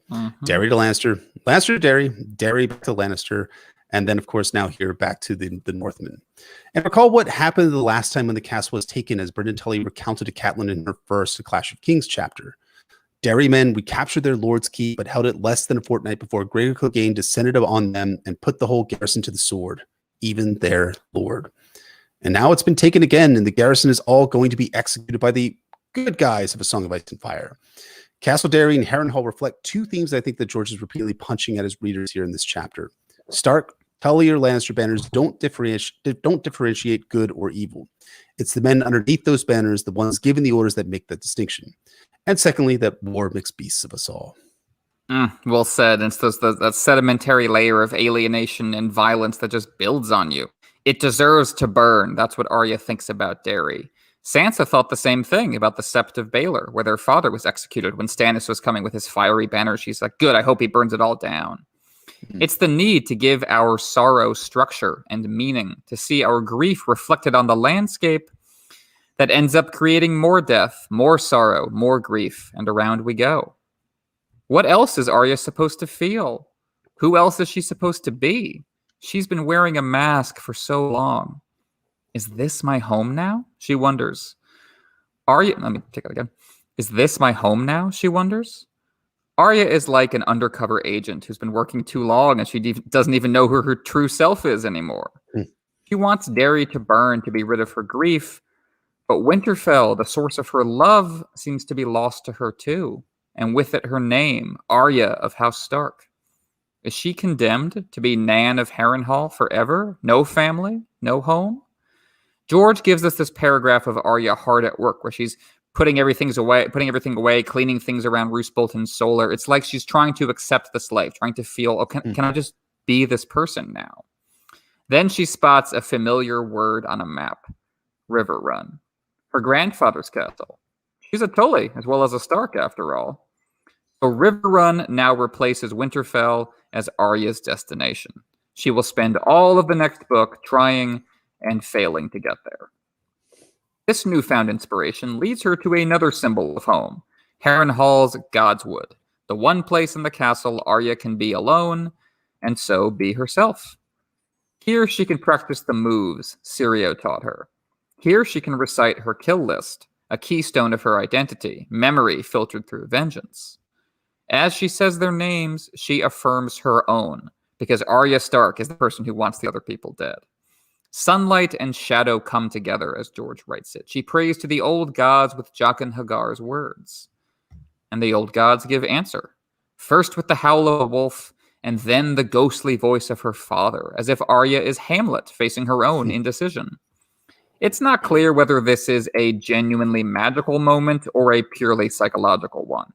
Arya feeling dizzy? That could point in either direction. Regardless of where Ned's voice is coming from, the tree or Arya's mind, its message is clear. You will wither and die on your own. Only the family, the pack, survives winter. The war has alienated Arya from herself, as she says, I'm not even me now. The pack has been scattered to the winds. How can she find her way home? Ned's ghost tells Arya that she carries Winterfell with her, everywhere she goes, in her blood, just like she carries him with her, the memory of love. She must live up to the pack from afar, being, as she says, as brave as Robb. As Ned told Bran, it is only when you are afraid that your courage is truly tested. Arya must face her fears in order to grow up. And so Arya breaks her wooden sword. She is a direwolf and done with wooden teeth. She must put aside childish things to forge her adult identity. Yeah, and your point about whether it's Ned's voice in the Weirwood or a psychological projection by Arya is very much George hitting his sweet spot of ambiguity, building towards one of my favorite character moments in the series. And though I love every scene with Roose Bolton, this is the scene that makes this chapter my favorite Arya chapter in A Clash of Kings, because it brings all of the character beats in Arya's arc in this book together. Mm-hmm. She's been hearing the calling of the wolf since her earliest chapters. Recall in Arya 3 how she even meets a wolf in the woods. Then in Arya 4, the howling of wolves and probably Arya's warging of Nymeria wakes her and warns her that Amory Lorch is approaching the holdfast. Then from Arya 6 to 8, she loses her wolfish identity, is unable to hear the wolves, and becomes a mouse and then a ghost under the boot of the Lannisters. Here, she's reclaiming her wolfish/Stark identity and is done playing with wooden teeth and toys. In a way, this kind of reminds me of what Catelyn told Robb back in A Game of Thrones. Be certain, Catelyn told her son, or go home and take up that wooden sword again. It's time to put away childish things, take up steel again. Time to stop being a kid and be an adult. And yet, this moment is fraught with the bitter as well as the sweet. Arya's 10 and has decided to become an adult here. She's leaving childhood behind while she's still a child. That's bittersweet as Arya is crossing the threshold of childhood to adulthood. The innocence of childhood fades and the reality of adulthood arises. What makes it bitter is war has made her an adult far before her time. But there's even more bittersweet found in Arya becoming a wolf again.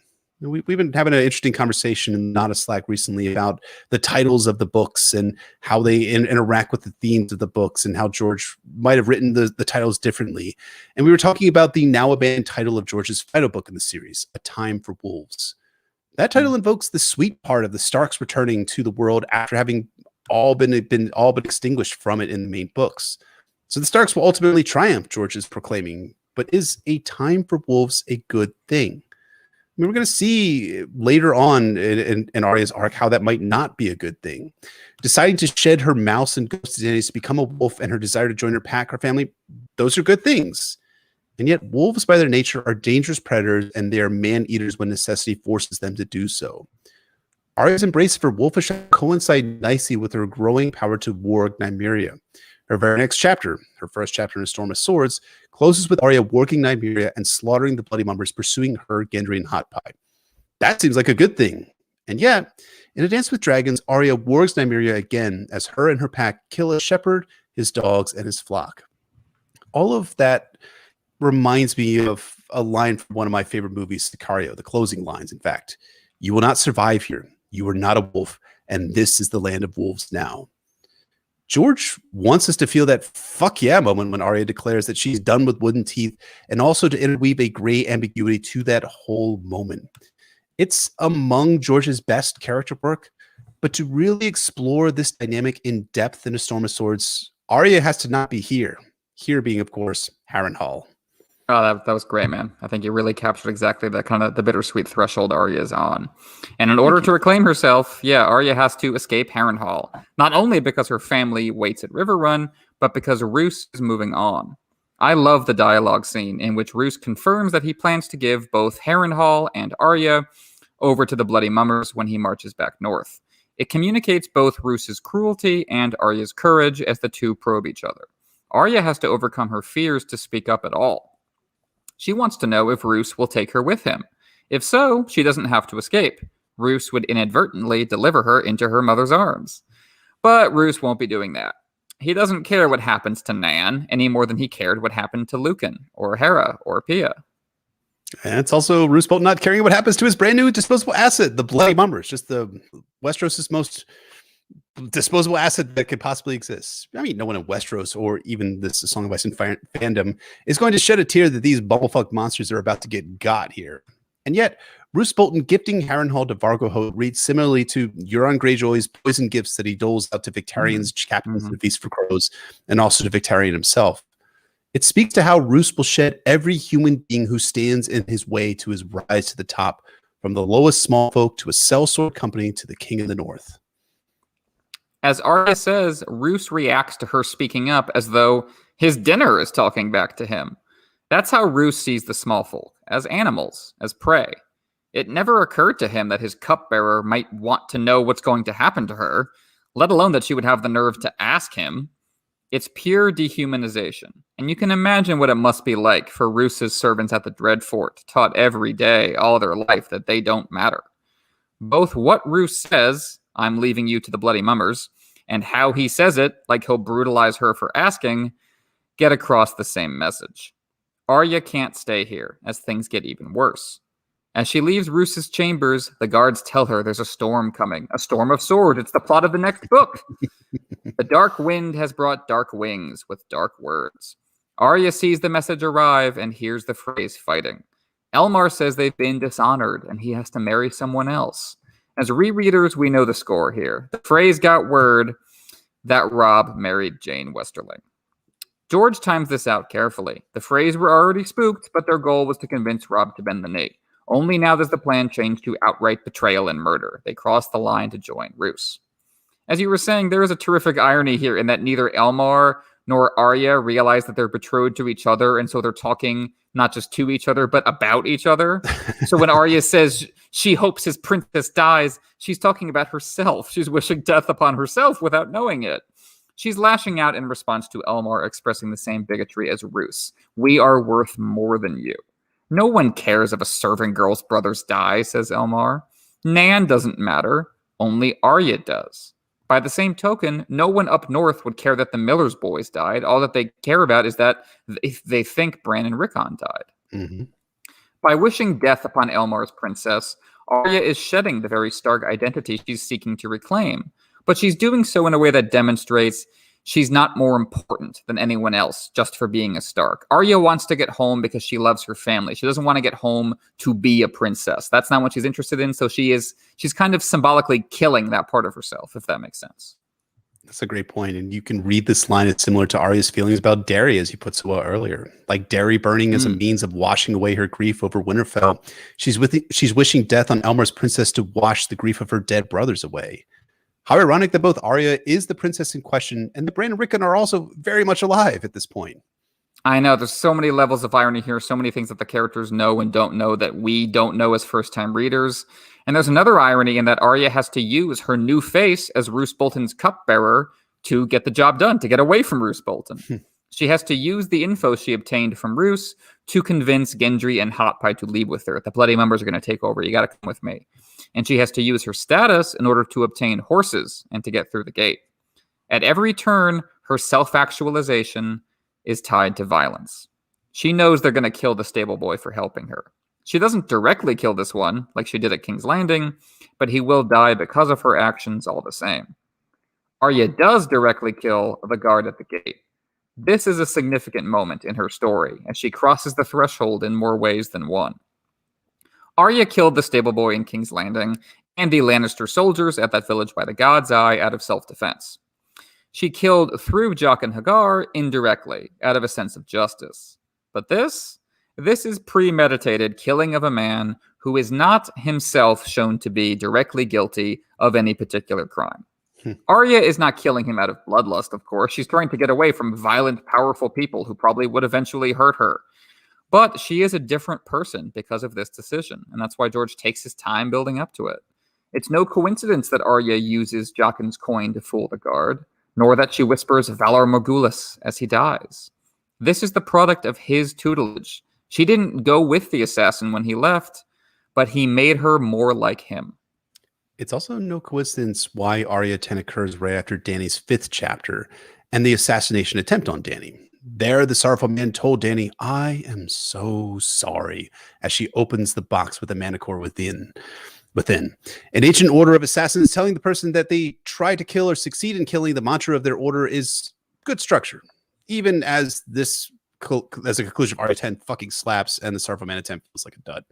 But that coin that Arya holds, she describes it earlier in this chapter as having queer writing on one side of it and a, quote, face with all its features rubbed off on the other. Of course, the features aren't actually rubbed off. The face doesn't have any features at all. But in another sense, the features of the person who becomes a faceless man are rubbed off. As Arya will learn in Feast for Crows, she must forget Arya Stark to become no one. Her Stark, wolfish identity she decides to fully reclaim at chapter's end must be rubbed off in order for her to become a faceless man. That becomes the feature of Arya's story as a faceless man, whether she's Arya or no one. That's the character dynamic that is inherent in Feast, Dance, and of course, The Winds of Winter. But the origins of that story are found here in Harrenhal, with her earlier thoughts about whether she was to remain Nan or stay at Harrenhal forever, or to rejoin her pack. I totally agree. Jaqen provoked this question, are you to stay loyal to the pack that you don't have anymore, or to leave the pain behind, become nothing? And Harrenhal offers the same question. Harrenhal is a black hole of evil, corrupting everyone in their pursuit of power, whether political, magical, or both. Arya was beaten down by that power. Then she reveled in claiming part of it for herself. Now she only leaves the castle by feeding it more blood. So, does she really escape Harrenhal? Does anyone? It remakes her in its image, as a ghost. Arya is walking away from childhood, as with her wooden sword. As with the cat she refuses to chase like she did in the good old days. This chapter, as you were saying, brings all of Arya's selves together. She prays to the old gods with Jaqen's words. She uses his coin to rejoin the pack. She holds on to some of Sirio's lessons and discards some others. And that's how maturation works. Arya is wandering literally the Tower of Ghosts, trying to put her ghosts to rest. She says she feels Yor and she feels Jon Snow with her. Hot Pie's shock when she kills the guard speaks to the weight of this moment. But as Arya says to the reader as much as Hot Pie, what did you think she was going to do? What did you think she was sharpening her knife for? How else did you think she was going to get out of here? She has to get back to her Stark self somehow, and her Stark self is now intimately tied to death. She hears wolves calling her, and she must kill a Northman in order to join them. Pack survives by hunting, as you were saying earlier, and all Arya can hope is that the rain, the storm of swords, will wash her clean. And so sadly, it's not necessarily going to actually wash her clean. Her journey in a Storm of Swords is one of ultimately a failure, and of her failure to rejoin her pack and her desire to leave it all behind in Westeros. I think it's interesting that this Arya chapter concludes with her doing an act of premeditated murder, killing. It's kind of hard to determine which is which at this point. In a Game of Thrones, Arya did kill someone else, but it was almost accidental when she killed the stable boy who was trying to seize her. She attempted to escape from the Red Keep. Here, she's escaping Harrenhal and is doing so deliberately.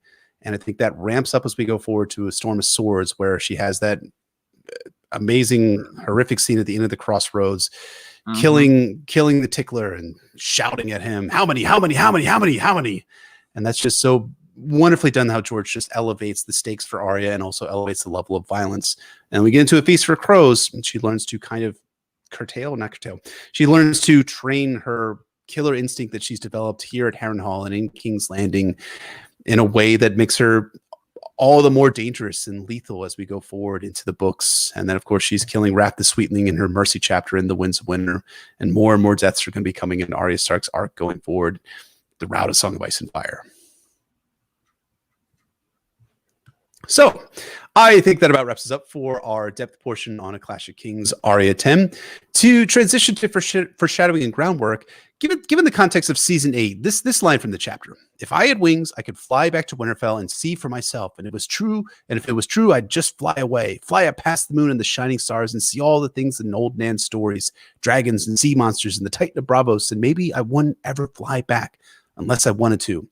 To me, that line now, again with season 8 in context, seems like foreshadowing both for Arya's Braavosi arc as well as her endgame in the series, because of course at the end of season 8, the endpoint for Arya Stark is her sailing away Nymeria style from Westeros and trying to bring back the horizon, to use a line from the award-winning Pirates of the Caribbean movie that came out in 2003.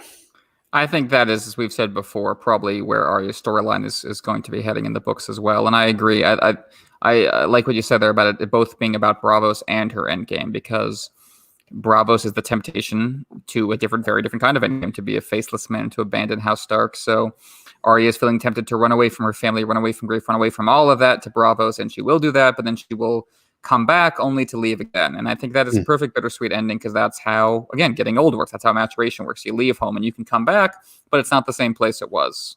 And you have to accept that, and accept that you will always be moving on in your path in life, and you never get to go back to childhood. And I think that's emotionally, I think that's where George wants to leave us with Arya. Yeah, agreed.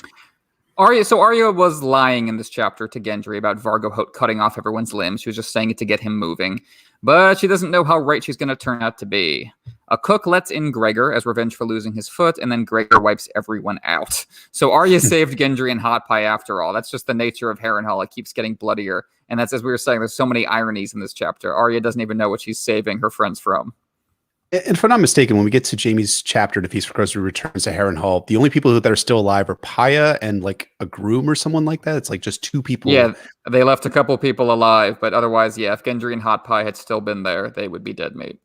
And then if I'm also not mistaken, too, when we learn about Gregor retaking the castle, isn't the first thing that we learn is that he was fed his left foot by Gregor Clegane? Am I remembering that correctly? Yeah, Vargo was fed his limbs. Yep. Yeah, just, I mean, the fate. I'm not exactly, I'm not sad that they all died, or most of them have died, and the others are going to die in The Winds of Winter, but that seems like a really ridiculously awful way to go out in this world. Not that anyone, it's baroque and over the top for sure. That's Harrenhal. You got to top the guy who came before you, and then the guy after you's got to top you. That's how it works. Yeah, so sad, but not really. So finally, for foreshadowing groundwork, George reuses the "someone is dead is now talking through a werewood" again in Theon's penultimate chapter in To Dance with Dragons, when Theon thinks he sees Bran's face in the werewood and hears his voice. Except this time, this is actually magical. Also, Bran is not actually dead, as we find out, because he didn't die at Winterfell. And that is almost certainly Bran talking through the weirwood to Theon from Bloodraven's cave. And I think it's one of those things that I'm really curious to see the flip side, whether we're going to get a Bran Wins a Winter chapter where he's speaking through the weirwood, or we get Bran remembering talking with Theon through the weirwood here. But again, it's something that George reuses, and I think he uses it to excellent effect in A Dance with Dragons.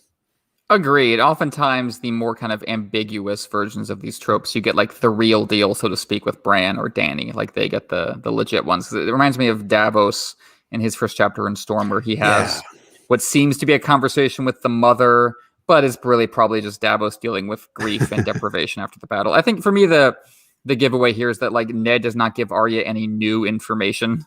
Like, there's nothing in here that Arya wouldn't be able to imagine Ned saying. Mm-hmm. So I would come down on this as Arya really, really wanting to hear something, and part of her brain just telling her. Because that's also, once more, kind of what growing up feels like sometimes. It feels like there's this other person in your head, like an adult version of you, who is telling you things. That's what in the book version of The Shining, the kid Tony, who's talking to the kid Dany the whole time, is actually him. It's Anthony is his middle name, and it's just an older version of him.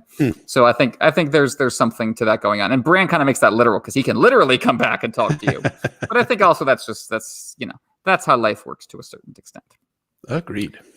So, moving on into theory and discussion, there is an interesting little moment in this chapter when Arya comes into Roose Bolton's chambers, and he is reading some mysterious old book. And then when she comes in, he puts it in the flames and it goes whoosh, and he sees that the fire's reflected in his eyes, and it's very spooky.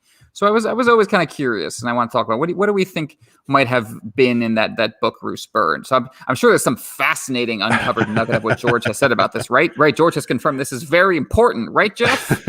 Well, no, but that's okay. I mean, no. For a really long time, there's been a lot of debate, like what was in the book? What was the book that Roose Bolton burned? Was it someone had I read about this from like a 2008 from the Westeros.org forum where someone's like, was that the book that Jon Arryn and Ned Stark read about the lineage of the Lannisters and the Baratheons? Was he like flipping through the book as well and going through, and then he realized, oh my God, like Stannis' letter is correct, but I can't let that information get out, or else this entire betrayal that I've been planning is gone. It's destroyed. I can't do it. I just can't do it. But as it turns out, so this is or it could be something. It could be fire. It could be the Winds of Winter. Who knows? But as it actually turns, yeah, right. It's the Winds of Winter. God, it's George's work before he decided to. Anyways, we'll talk about that another time after the book comes out. As it turns out, so this comes from Elio Garcia Jr., who is of course George's co-writer for The World of Ice and Fire. When George read the Wayward Bride in A Dance with Dragons as a sample in 2008, there was a lot of discussion about Roose Bolton again, because the Boltons obviously come up, and the Starks and Stannis as well. And Elio Garcia was asked, or someone asked, like, hey, what was in that book? And it was like batting back and forth these theories. And Elio says, George R. Martin has been asked about this in the past, and as I recall, his answer was that it was just a book, and the scene was there to show that sort of man Roose Bolton was. If something wasn't useful to him, he'd be willing to destroy it just to deny it to anyone else, even if it wasn't old or rare or valuable. So to me, like, what was actually in the book is not important. It seems to be the information that is being conveyed here. It's actually the act itself, which is important. Roose Bolton burning the book was showing that Roose just was not willing to let anyone else read something else or that he had read. He wanted to be the one person with that information and knowledge. And, coming off of our analyses on Dany, we talked a lot about how George R. Martin might have been basing Karth on, Hollywood. We have this whole thing of all of George's intellectual property being bought up by people. There's been a lot of stories recently about one of his books. I want to say it's The Skin Trade, I believe, or another of his books that has been optioned by Hollywood, but has been locked away and has never going to be shown on the silver or the small screen. I do wonder whether that's like George maybe like just kind of like bitterly reflecting on his Hollywood experience of like selling all of his intellectual property to Hollywood studios and never having it seen the light of day. They're almost like burning his books, so to speak. But that could be really interpolating George's here. But I think it does. I think it fits the type. So let me pose the question a different way to you. What book would you think would be so valuable that Roose Bolton would have to burn it? Well, I know I like this little moment just because it does speak to how much we project into the story. That it's such a spooky little scene. It must mean something, right? But actually, what it means is something quite banal. It shows that Roose would see no reason not to burn the book. He's like, well, I've gained what I can from it. Time to throw it out. The same way, like if you would squeeze juice from an orange and you just throw it out the remains, and that speaks to how he handles Harrenhal and everything else. He's always cutting people off from behind and looking for an angle. But I like imagining that book is about the curse of Harrenhal, and that this is Roose realizing what he's done. Like he's reading this book and realizing, oh, I'm screwed, aren't I? And then him going, oh well, and like throwing the book into the fire. Because then you see him in dance, and he's like, yeah, I'm probably gonna die soon. La la la la la. Anywho, because he's already done the red wedding, and that's already his big thing in life. So he's done. But I don't think it's true, because obviously Elio said, that it's a very sensible answer. Just shows what kind of dude Roose is. But I like thinking about it's about the curse, because that is how I think Roose would react to that news. He would go, well, something was going to get me. May as well burn it for fuel. That is, Roose has a very lackadaisical, which is a lackadaisical attitude, which is what makes him interesting. He's this mix of terrifying and oddly laid back. So you never know what he's going to do. And I think that's great about Roose Bolton, which makes him just a unique and interesting supervillain in this series. He's not Tywin Lannister. Tywin Lannister very clearly fits into the authoritarian person who does a lot of bad things and is very ordered about it. But Roose is just so freaking weird. And as much as I think Michael McCalladon, I think this is actually how you pronounce his name. He's a Northern Irish actor who plays Roose Bolton, or maybe he's English, in the show. He does a really good job of playing Roose Bolton. We don't get that same weirdness about Roose Bolton in the TV series as we get in the books. And this is just Roose Bolton just being fucking weird. And Roose Bolton is fucking weird is a really interesting dynamic villain that I think doesn't often get captured in a lot of he's I think Stephen Atwell, I was reading as Arya 9 compared him to a Bond villain. He's super like a Bond. This is Bond villain stuff right here, burning the book. Where they have their little weird idiosyncrasies that just exist to be weird idiosyncrasies, and it's important to be reminded that not, even though I think George is a very dense thinker, I think not every inch of a book is stamped with meaning, and not everything has two layers, and sometimes something creepy really is just supposed to be something creepy, and Roose especially is, I think. As I think I said before, Roose really doesn't make much sense at all, and I think that's what makes him That's what makes him fascinating as a character. And I think to have a character who's well written and enjoyable, but whose motivations are really inscrutable if you stop to try to unravel them, I think that can be a fun kind of villain. And also a Bond villain who just does weird things because they're weird. Nothing wrong with that either. Yeah, he just needs a cat to be petting. When we get to he's not gonna be something exactly. Weird. That cat wouldn't last long though. I feel bad for that cat. No, pull back to a pile of cat skeletons right behind Roose. That was Fluffy 1 through 509. This is Fluffy 510. He won't make the same mistakes, will he? Fluffy 510. No, he won't. That would be Roose. You're shitting in the kitty box this time. Exactly. Right there. Nowhere else. Yes, Fluffy. Well, that is a way to conclude this analysis on the Clash of Kings Arya 10. Roose Bolton is a collection of cat skeletons. Wow.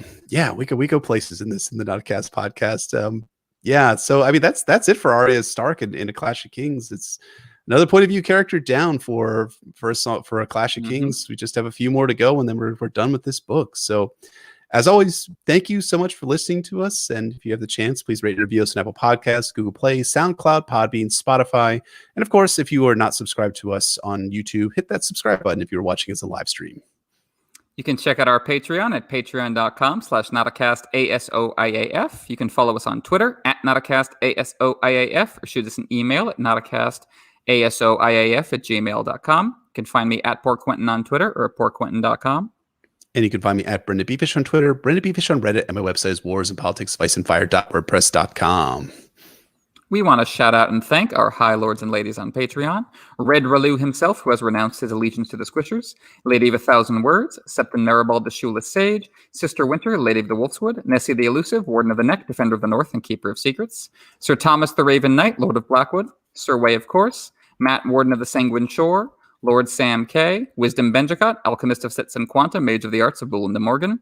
Tibbs the Great of House Catnapping. Lord J. Banderley, Baker of the Frey Pies. Septon Marifel Head of Hair, Lady Silverwing, Joe Snow, King of the Metro North and Protector of the Tri-State, Kaboth the Unfrozen, Lord of the Bricks and Castle Crimson Light, Sir Keith of House Corbray, Wielder of Lady Forlorn, Lord Andrew, Warden of the Dubai Sands, Lord Young of the Ghostwoods, Lady Mira Reed, Wielder of Dark Sister, Slayer of Tinfoil, Sir Will of the Anarcho-Syndicalist Commune, Lord Clay, Sir Small Paul, Guardian of the Stone Haven, Defender of Dunatar Castle, Septon T-Bone, Refined Wrangler of Icy Arachnids, Lady Veronica, who has abandoned the orphans at the end of the crossroads to become the Queen of Memes, Lady Danielle of House Lannister, Titanium Pirate, Lady Joan, Lady Ranger of the Frostfangs, Lady Amy Blackfire, Analyzer of Chinese Literature and Dismantler of the Patriarchy, Sydney of House Quo, Princess of the Friendly Black Hotties in the Summer Isles, Random, Fierce Protector of Cripples, Bastards, and Broken Things, and Sir Lady Jordan, Defender of the God's Eye. Thank you so much to all our High Lords and Ladies.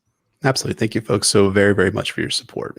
So join us next week for a Clash of Kings Sansa 8, Sansa's final chapter, as Tywin and the Tyrells officially take over King's Landing. Oh, the glory that shall await this event.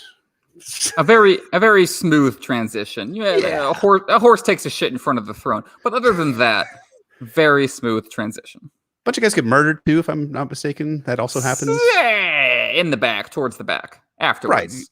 Right. Off stage. Hush. Exactly. Yeah. We don't speak of such things. Totally kosher. So thank you so much for listening. Had a lot of fun doing this episode with you all. And thank you so much for your support to our patrons. And we'll see you all next week for a Clash of Kings Sansa 8.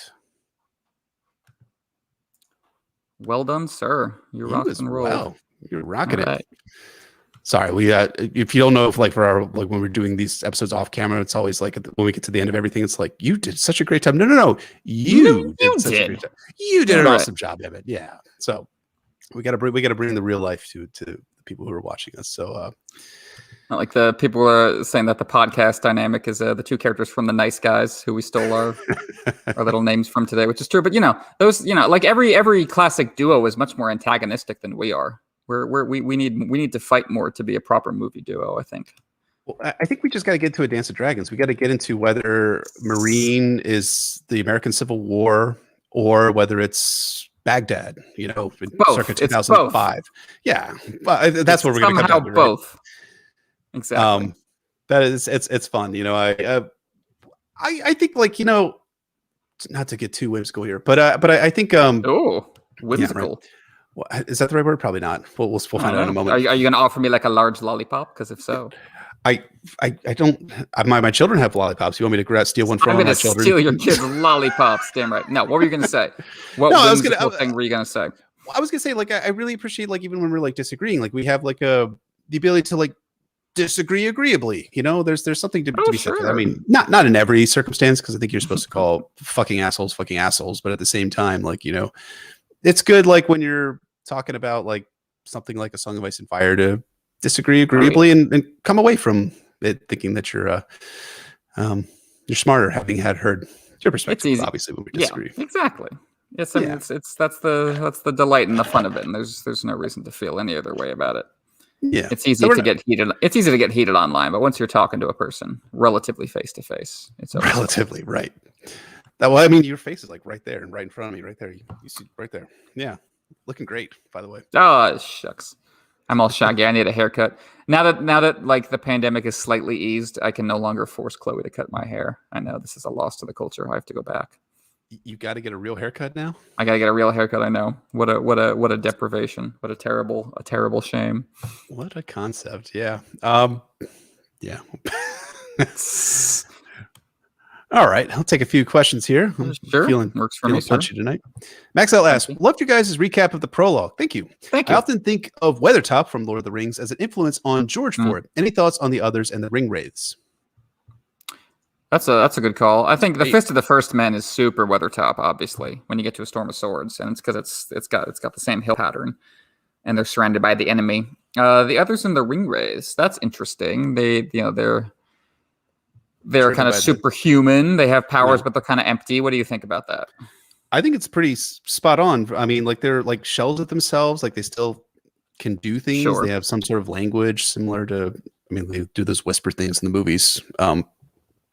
I think the one thing that would distinguish the Ring Wraiths from the others is the others don't seem to have a purpose besides kill all humans. sort of thing, right? Make them their Sure. if you call it a purpose, like the ring wraiths are after the ring of power. That seems to be their driving motivation. And I don't know as much about the lore behind Lord of the Rings, and maybe it'll make more sense as we get further revelations about where the others come from and their origin stories and how they might intersect with what Tolkien did with the ring wraiths. And they were like the 9 kings, right, of men that were. Yeah, they were 9 mortal kings who were seduced by Sauron the Deceiver, because sweet-talking Sauron, which is I'm interested to see in Lord of the Rings, future media, as we're keeping told is a thing.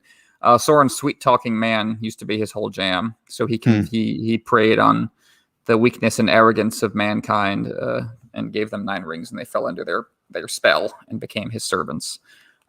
So yeah, I mean, the others I think they have a little more kind of like from beyond kind of energy to them, obviously coming from a different cardinal direction like that. But I think it does work with like thinking of the whites as orcs, like, they're the commanders of the evil army, and then you have the foot soldiers. So I think that works fine. I think there's a lot of parallels. I think George does a few things differently, but I think it's a great comparison, one I had never really even thought about before, but I should have, because I'm smart, allegedly. All right. Heck yeah, you are. This is a question that I'm assuming is for you. Guilty Undershake asks, is Mr. Burns closer to Tywin or Roose? Is Mr. Burns closer to Tywin or Roose? That's a wonderful. I think Mr. Burns is if Walder Frey felt the need to be like personally classy.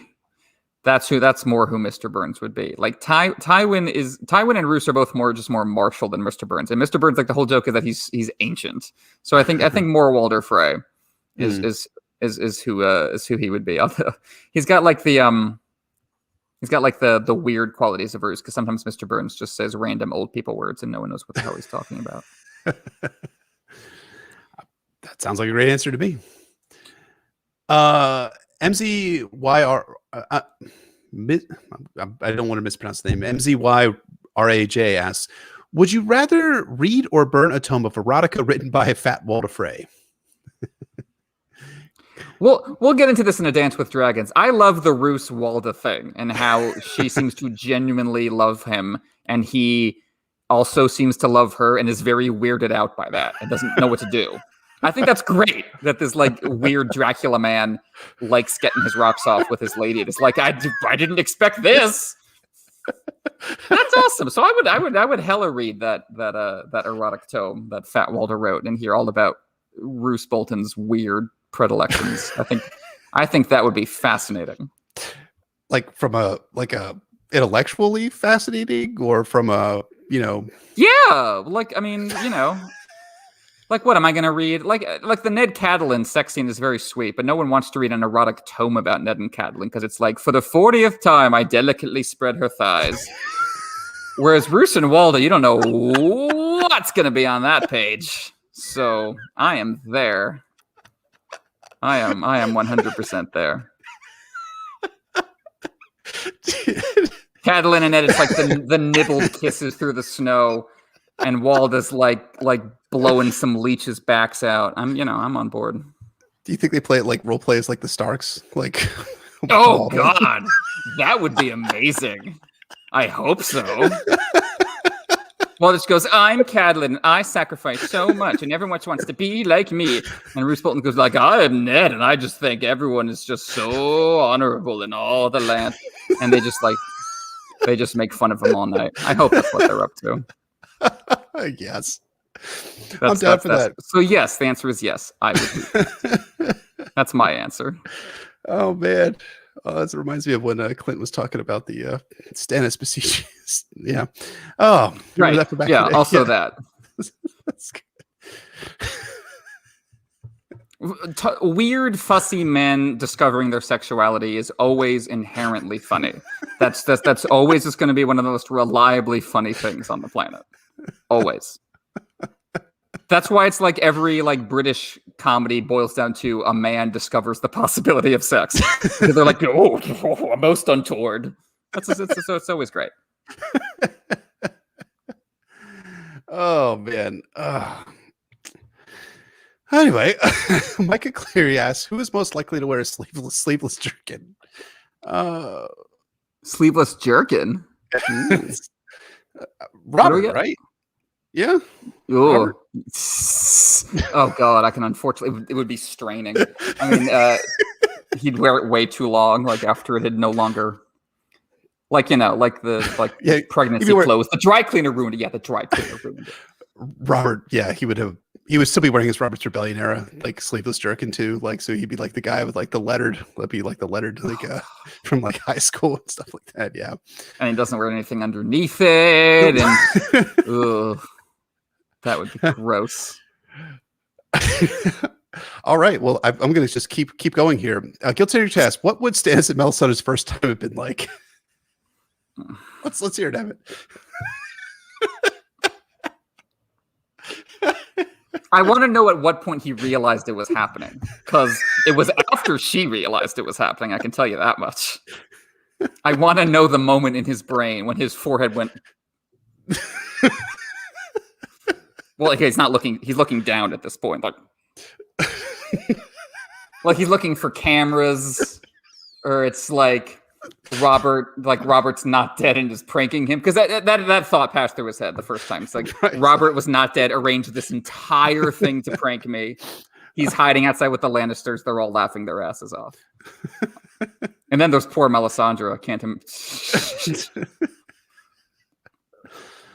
Right, like, fucking a crumbling brick. That would be a nightmare.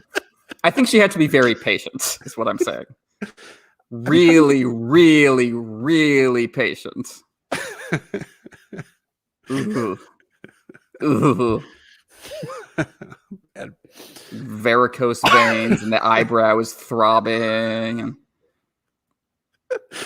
hold on, Mike. He probably didn't cut his nails beforehand.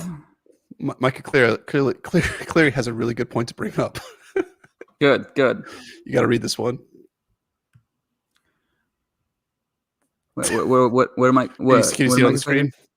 It says Stannis in long. Oh, there it is. Oh God.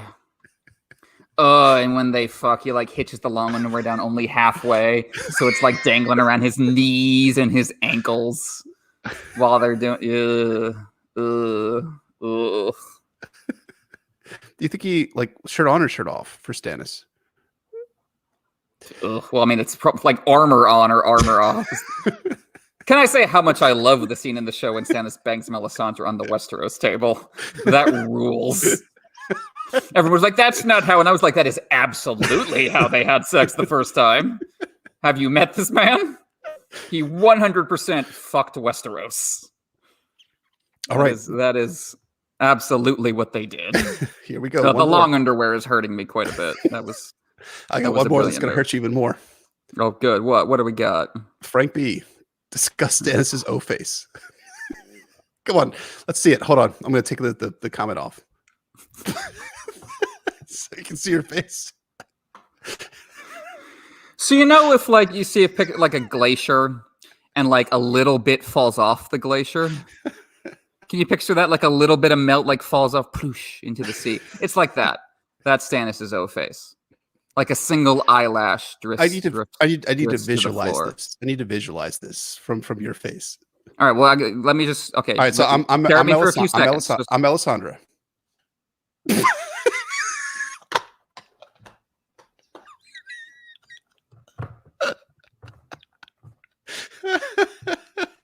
That will be all. The twitch. The twitch is key.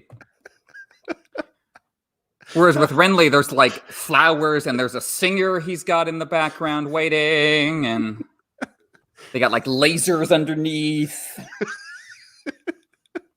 And Stannis is like his eyebrow twitches, and in the distance the wind is howling, and like there is some salt on the floor. That he put there. He had to sprinkle it on there, like to right, exactly. Right? Yeah. That's what like how normal people put like flowers around. Stannis sprinkles like salt onto leading to his bed, like a trail of salt. Candles on or off? On or off. Clap on, clap off candles. That's what Stannis has going. It's probably all in red. I think it's Melisandre clapping him off, right? The candles are on. Oh, she'll clap him off all night. Ugh, you know it had to happen at least twice too. We're not gonna live that one down. Nor should we. Bless you all. Bless you all and your horrible minds. Good. Emmett needs to write fan fiction, is what Caitlin says that you need to. I absolutely do not. But thank you. Yeah, I'm just saying the audience is there. There's a market for you right there. Just abandoned too deep. Apparently so. Or just you keep the same title, and just gradually. Man, this merged into fanfic so gradually I didn't even notice. All right. Caitlin asks, what do you people got? Yeah. Is Jaqen a bad faceless man? He acts out of character for Pate and apparently got caught committing a crime, or purposely got caught. That's a great question. What do you think about that? I mean, the question is, did he actually, when he was caught in King's Landing, was he actually, are you still laughing about the Stannis thing? Well, everyone in the chat is still dealing with it. They're still reacting. They're still just writing it out. Anyway, so we don't know. I mean, did he intend to be caught? Did he not? I think that George just said he's going to reveal in a future volume like why Jaqen was in the black cells to begin with. Okay. I could see him being a bad faceless man. I mean, there's another thing that gets brought up is like he's not he says he tells Arya he's going back to Bravos, but the next we hear about him, he's at Old Town. Did he? Yeah. I don't think the ships weren't quite that fast to go right back to Bravos and then over to Old Town. He's been in Old Town for weeks at that point, right? He's been like working on Pate there. So I would say probably kind of a bad faceless man. But we're I don't know. Yeah. I think it's either one of two things. Either he is some sort of weird rogue, or, and I think this is more likely, George just never really fully got his act together with the faceless men. Mm-hmm. So Jaqen just follows different rules because George didn't have those rules fully codified in his head when he was writing Jaqen. And by the time he did start writing those rules, it was too late. And he needed Jaqen for other things. And then the 5-year gap probably messed with it as it messed with everything else. So as I've said before, I think the faceless men work really well for Arya's character arc. I think they're one of the less impressive parts of the world building. And I think the answer here might just be that George kind of messed up, and so Jaqen doesn't seem like he follows the rules as much as he probably should. But I could be wrong. Maybe we'll find out he's some sort of extra special, unorthodox, super duper mysterious assassin, and that's fine too. I think you bring up a great point, and I think like there's something else that just clicked in my mind when you're talking about like the 5-year gap, because the prologue for A Feast for Crows was like the last chapter that George wrote for A Feast for Crows. Yeah, right. He said that he wrote several versions of it. Yep. So I think he probably was like, okay, I guess Jaqen's going to go back to Bravos here when he's writing A Clash of Kings, and he goes back in A Feast for Crows, and then is writing the prologue and working on it. It's like, okay, who do I need to be brought in here? Yes, I'm going to kind of like get those subtle Song of Ice and Fire fans with Jaqen H'ghar is actually here. So remember him? Yep. Yeah. I think you're right. So I think that would make a lot of sense. He just kind of didn't really have the world building for the faceless men in place. But he ends up reusing Jaqen H'ghar because he's an interesting character. And then why not have Jaqen H'ghar there? But again, that does bring up the question, does he actually suck as a faceless man? Samir has a really... Maybe he's just not very good at it. Yeah. No, Samir says a really good thing. Is Jaqen a loose cannon murder genie who doesn't play by the rules? Question mark. I want your gun and your badge. He's Give me your face. Whatever, chief. I get results. That would be delightful. Micah says that Jaqen is clearly a sleeveless jerkin dude. Yeah, I can see that. Veronica, who has abandoned the orphans at the end of the crossroads, become the meme queen, asks, will you guys take off work when the Winds of Winter is out, or will you avoid the internet? Avoiding the internet, yeah. I mean, people are having trouble with WandaVision spoilers today of Winds is going to break people. I don't know how long. I don't remember how long it took me to read A Dance with Dragons. Do you remember how long it took you? Well, I wasn't reading it. I was listening to the audiobook, so it was back and forth.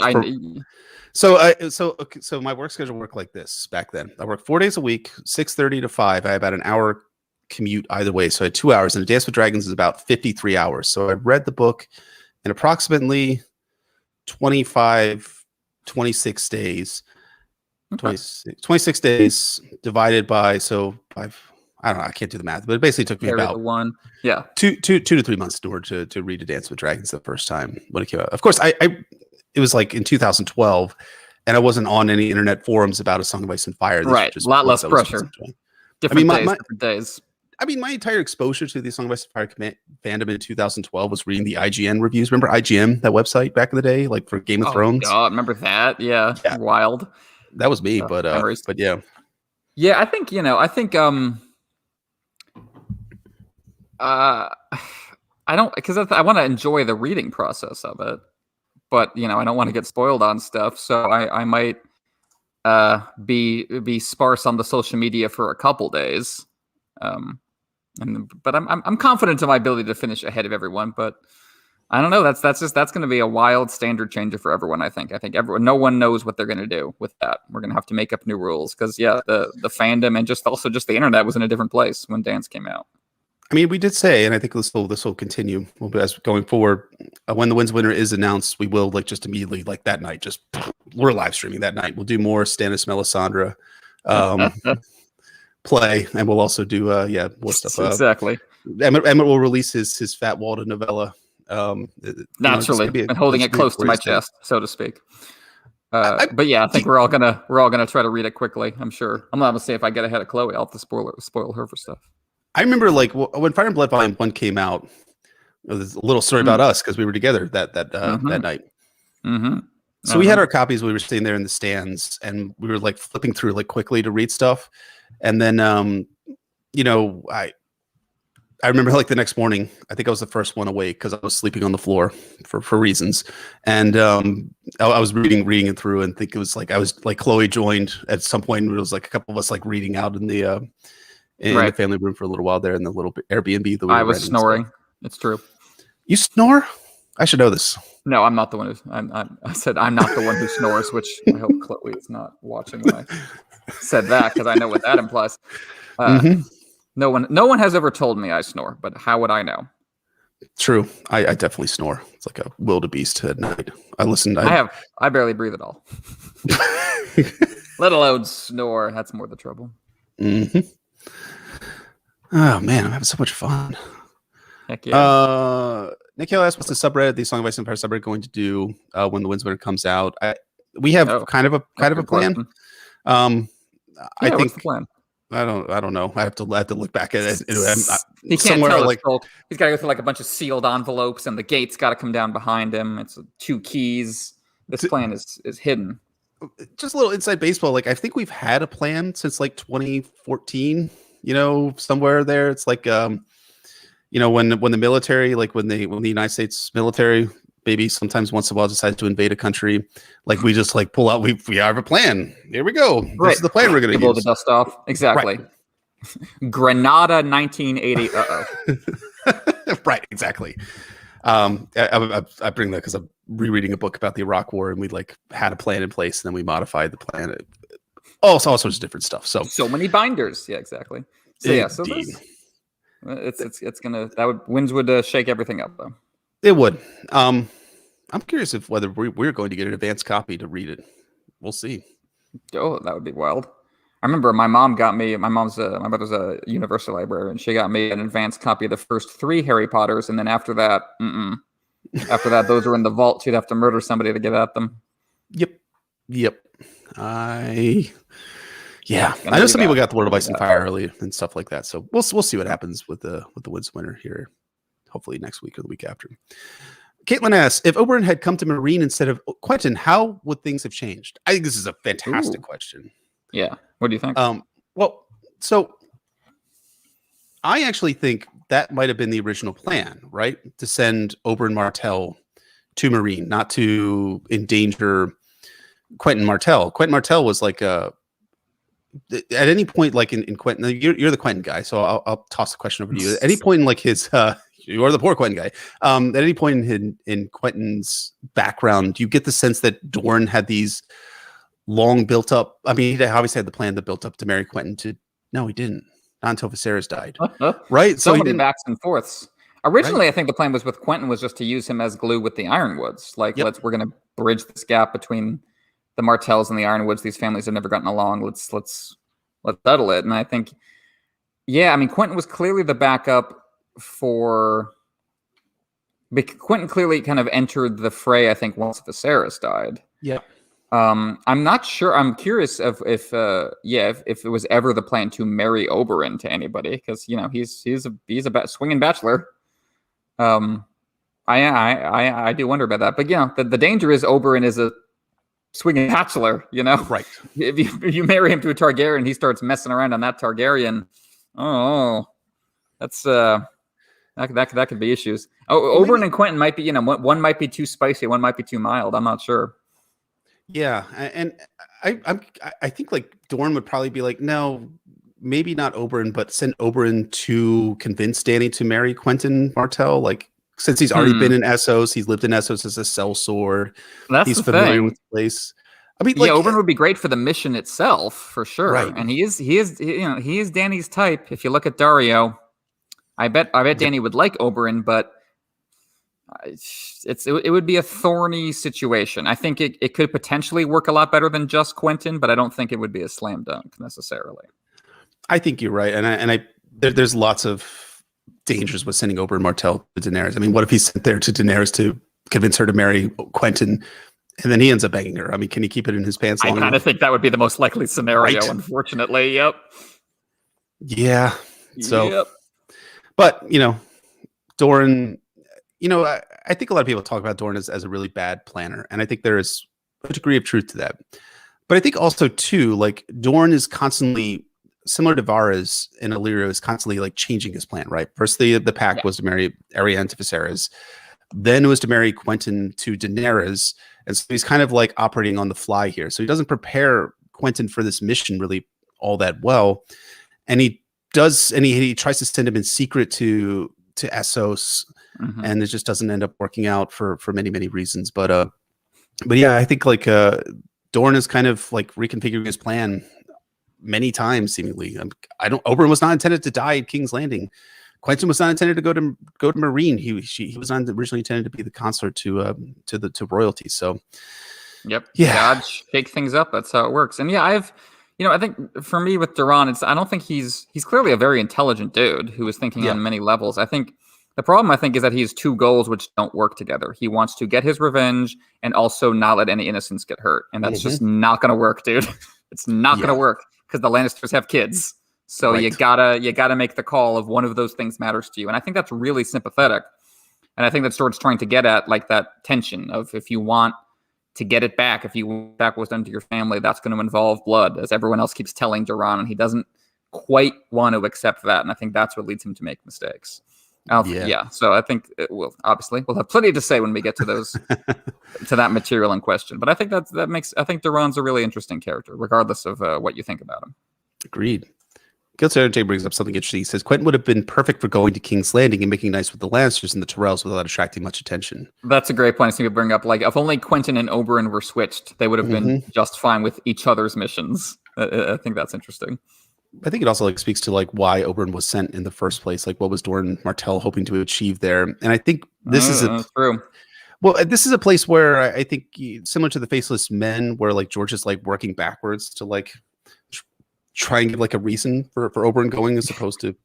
I think that's probably true. Yeah. The idea being to have a really cool character show up like and act as lightning in a bottle, or George catches with this guy. I just love this guy. Yeah. Gather attention. Yeah, I think, And then I think that's a great point. Oberyn came first, and then I think the reason for Oberyn followed. Yeah, that's not a bad thing necessarily. It's just not at all. I mean, Oberyn's awesome, but I think you can tell with Dorne, George is he's laying down track in front of the train as he goes. He's like, and then this happened, and that refers back to this, and that was totally the plan from over here. It's that's he's changed a lot, and you can tell. Poor George. Poor George, truly. Alan asks, Varys thinks Kevin is a good man. Is he being sincere or ironic or what? Yeah, that's a thorny one. I think Varys. I think. Yeah. What do you think? Yeah, you've written about. No. After you. Well, I think Varys. I think Varys might be really describing himself there, like he's trying to justify his own actions. I think he thinks of. I think he thinks of Kevin as better than Tywin. I think that's probably really what he's saying there. Yeah. I don't know if I necessarily fully agree, but that's my guess. What do you think?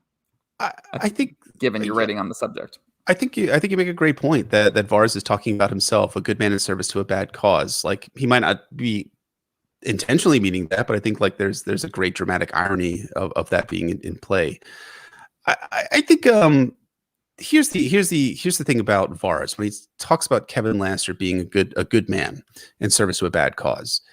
Kevin is not a good man, right? He's the guy who says one time and says, "Burn the God's Eye to the Blackwater," says, or "It shall be done, my lord." From the Red Fork to the God's Eyes, he says, as Tywin says. And then he's also the guy that likely, as you and I have both written about, was involved in having Cersei march naked through the streets of King's Landing in order to defang her and prevent her from attaining a lot of any political power after her arrest and her and so forth. I think the thing is that Varys probably thinks Kevin is a good guy because he is utilitarian. He's a consequentialist similar to Varys. Like he's about the ends justify the means. Right. So Kevin is the kind of guy that burns and the Riverlands and kills a bunch of peasants in order to bring peace to Westeros, right? That's kind of Varys too, right? He's the guy that brings a sellsword company over to Westeros and probably a famed dragon in the form of young Grift, aka Aegon VI, probably Aegon Blackfire, in order to bring peace to Westeros. So that to me seems the way that Varys is shading Kevin as a good man. So I think that's true.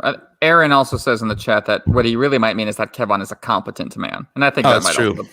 That also maybe kind of what Varys is saying. Well, like he's using good man to mean like you do your job, like you're reliable, you're a dependable, like you're not.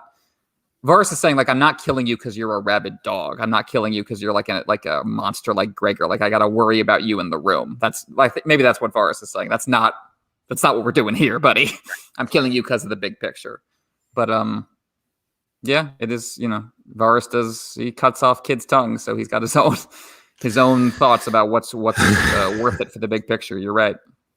Yeah, he definitely has that. All right, here's an interesting theory, one I've never heard before. Tyro Reed asks, do you think that Mance escaped Winterfell using the uniform from the slain Frey groom they found naked in the Ghost of Winterfell chapter when the Freys marched out to face Stannis? Mance escaped Winterfell using the uniform. So I think he's talking about like one of the killings of one of the because one of the no, it wasn't a Freyman, it was one of the Bolton guys, right? Who was found naked. Was it Yellow Dick? There was I'm not sure which I'm not sure which killing was off the top of my head. That is, it does fit Mance's overall MO of, disguising himself and using multiple identities. I don't think Mance made it out of the castle. I think he was left alone in the Great Hall with Roose and the rest. It's again, Mance is very tricksy. It's certainly possible, but the Spearwives were just seen helping him escape. We're seen helping Theon and Jane escape, and they're known to be connected to quote unquote Abel. So, but it's certainly possible he pulled something tricky like that. No question. I think it's possible. I think the pink letter, despite it not being true about like what happened at the battle at the Crofters Village, I think the stuff that he talks about occurring within Winterfell is true. I think that that Mance, like the details are just there, right? About like Mance being kept in a cloak made from the 6 spear wives who, that Ramsay skinned. That seems like that actually happened, right? Because I think that's like a detail that's hard to like fake, right? That's like something that like you would. That's probably there. So I my opinion about Mance is that he's most likely that Ramsay is attempting to turn him into his next Reek 3.0, right? It's Reek 1, Reek 2, Reek 3. Yeah, he's Reek 3.0. Mm-hmm. So we'll catch up with him in a Theon or Asha chapter in the Winds of Winter, I'm assuming. So we'll see how he's doing then. Probably not well. I wouldn't imagine so. Yikes. Micah asks, if you could apply an alternate feast style name to this chapter besides Ghost and Harrenhal, damn it, what would it be, or what would you call other Clash Arya chapters? Oh, it's interesting. I guess something like the Last Wolf or the Lone Wolf, the Servant Girl, something to connect to your dance titles might be nice. Mm-hmm. Something like Roose Bolton related, right? like the Oh, the leech servant, the leech lord's girl, something in that vein. something about Leech Lord, or the Lord's cupbearer or something like that. Because the cupbearer, I didn't bring this up in the episode, but like you have the idea of like the holding the cup up as in the temple style, holding up the blood when you would kill the lamb and stuff like that. So I mean, it could all work out well. Let's take a few more here. Sure, for a couple more. Jake asks, do you think Roose intentionally lost the Green Fork, leading to the situation where he's operating freely with no Stark loyalists around, or was he just trying to get rid of some rivals? I think he's probably just trying to get rid of some rivals because we talked about this before, because it was so early on. He's not thinking as far ahead as betraying Robb, I don't think. I think you're right. And I think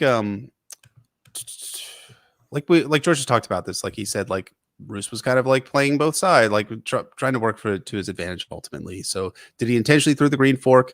I mean, we had a whole discussion about that at the in Tyrion 8, right? From a Game of Thrones, where we talked about it extensively about that.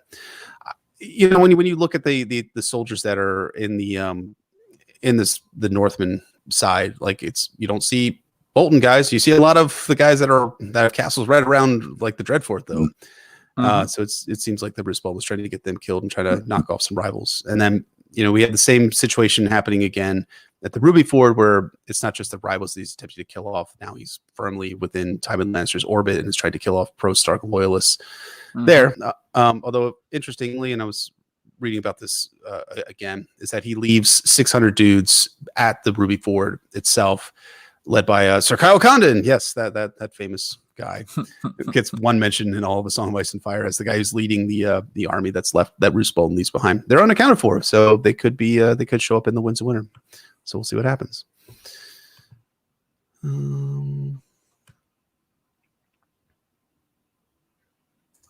SKNC asks, since you don't think Kevin is a good man in service to a bad cause, which characters in A Song of Ice and Fire do you think actually fit that description? That's a good question. What do you think? I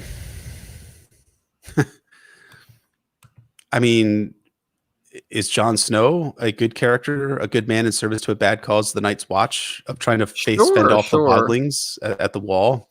Like, I think so. I mean, this is, I guess, where you get into the question of what it means to be in service to something. I don't know how much Jon really has in charge of that.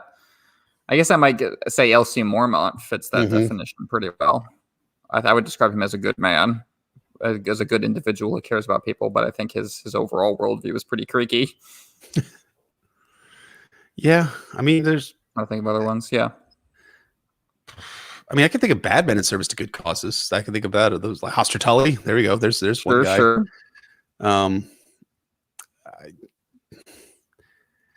I mean, here's the overall point of A Song of Ice and Fire, right? I mean, most of these people are the High Lords, play the Game of Thrones, and you could say that the cause of Robb Stark is justified, but ultimately it's benefiting a feudal structure. Is that the entirety of A Song of Ice and Fire, at least the political side of good men in service to bad causes? It's hard to define a good cause in that context for sure.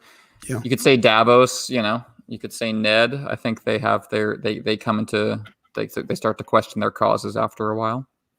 People bringing up Brienne in the chat as a person, as a good person in service to a bad cause. Although her cause is pretty good, I think, right? It's to rescue the Starks, the Stark girls. I think I assume they're talking about Renly.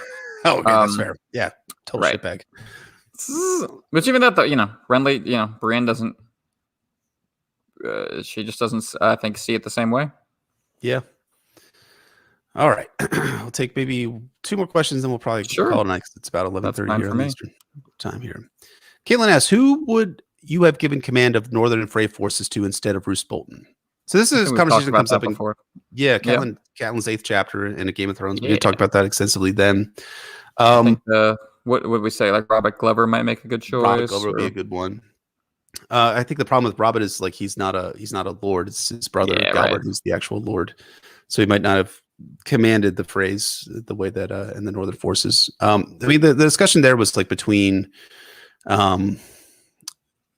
Great John Umber was one that was brought up, right? But they said he was too headstrong and too fearless when they wanted someone who's going to be brave.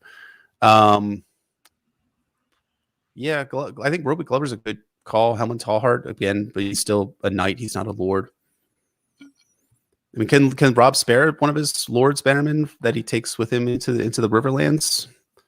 He's got well, he takes the Great John. He takes Rickard Karstark. He takes Mage Mormont, who's well experienced, but some might chafe at being led by a woman. Rickard Karstark, I don't know how much his personality. I don't know how much of what we see of him is just grief. If he was that kind of much of a brittle asshole before, it might not be a good idea. But he might be a better choice.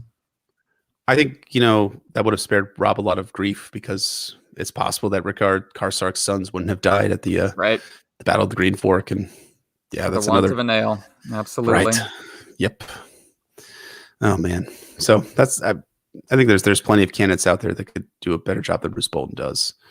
Although, of course, Roose Bolton does a really, tactically, not ethically sound strategy of taking Harrenhal. For sure. So I mean, when Roose Bolton wants to win a battle, he absolutely will. That's true. That's will win a battle. Yeah.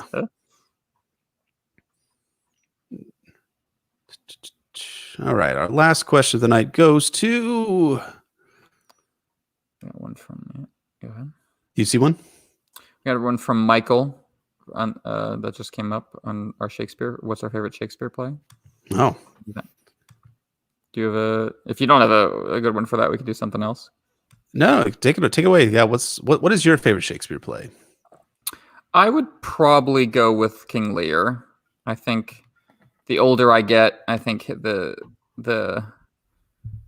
contradictions of aging, where you're so desperate to have the support and the love of young people, but you also want them. You still want to be in charge of everything yourself. I think it captures that really well. I think I love the sense of nature and the great blustering monologues, and just the sense of ennui that sets in among all these squabbles. That's what I like a lot of in Shakespeare, is like the moment, 2/3 of the way through, where the main character goes, none of this is worth it, is it? None of what we're doing. That's Hamlet and Macbeth and King Lear. A lot of tragedies are like that, where the characters just go, oh God, all this furious activity has got us absolutely nothing, and yet we're still going to keep doing it, aren't we? And King Lear's good for that. So I'm not very versed in Shakespeare. I'm aware of the cultural phenomenon that is known as Shakespeare. Seemingly. So for me, I think mine would probably be something like Othello or Hamlet or Macbeth. I think all of those are great stories, and I think they do work. I've seen Macbeth done once before. I was never like a play guy, going to plays a lot because I was uncultured and everything like that. But yeah, I would say Macbeth is probably my favorite, but I do like Othello a lot as well. Yeah, Othello's got the raw emotions really, really well. I think it's his most go for the throat play. I think so. Aaron asked, have you heard of the Queens? Aaron, of course, who is a Sworn Sword patron, asked, have you heard of the Queens of Innis Lear, Emmett? I've heard of. I have not. It's on my endless recommendation list from my mother. I will have to get to it, because I've heard tell. It does sound good. Cool. That sounds awesome. If a bit long. Well, I like that. Yep, it's true. All right, folks. Well, I think this is going to wrap us up for Clash of Kings Arya 10 and our Not a Cast After Dark. We appreciate all of you folks sticking around and hanging out with us and having a lot of fun with us on this not a. I'm losing my words here. I'm on this Not a Cast After Dark. It's highly appreciated. Got to get Jeff some sleep. Yeah. Poor man's taking care of his girls and all of us too. Yeah. That was fun. Fun day today with the girls, but yeah. So again, thank you so much for listening. Thank you again for sticking around and watching, and we'll see you all next week for Clash of Kings Sansa 8.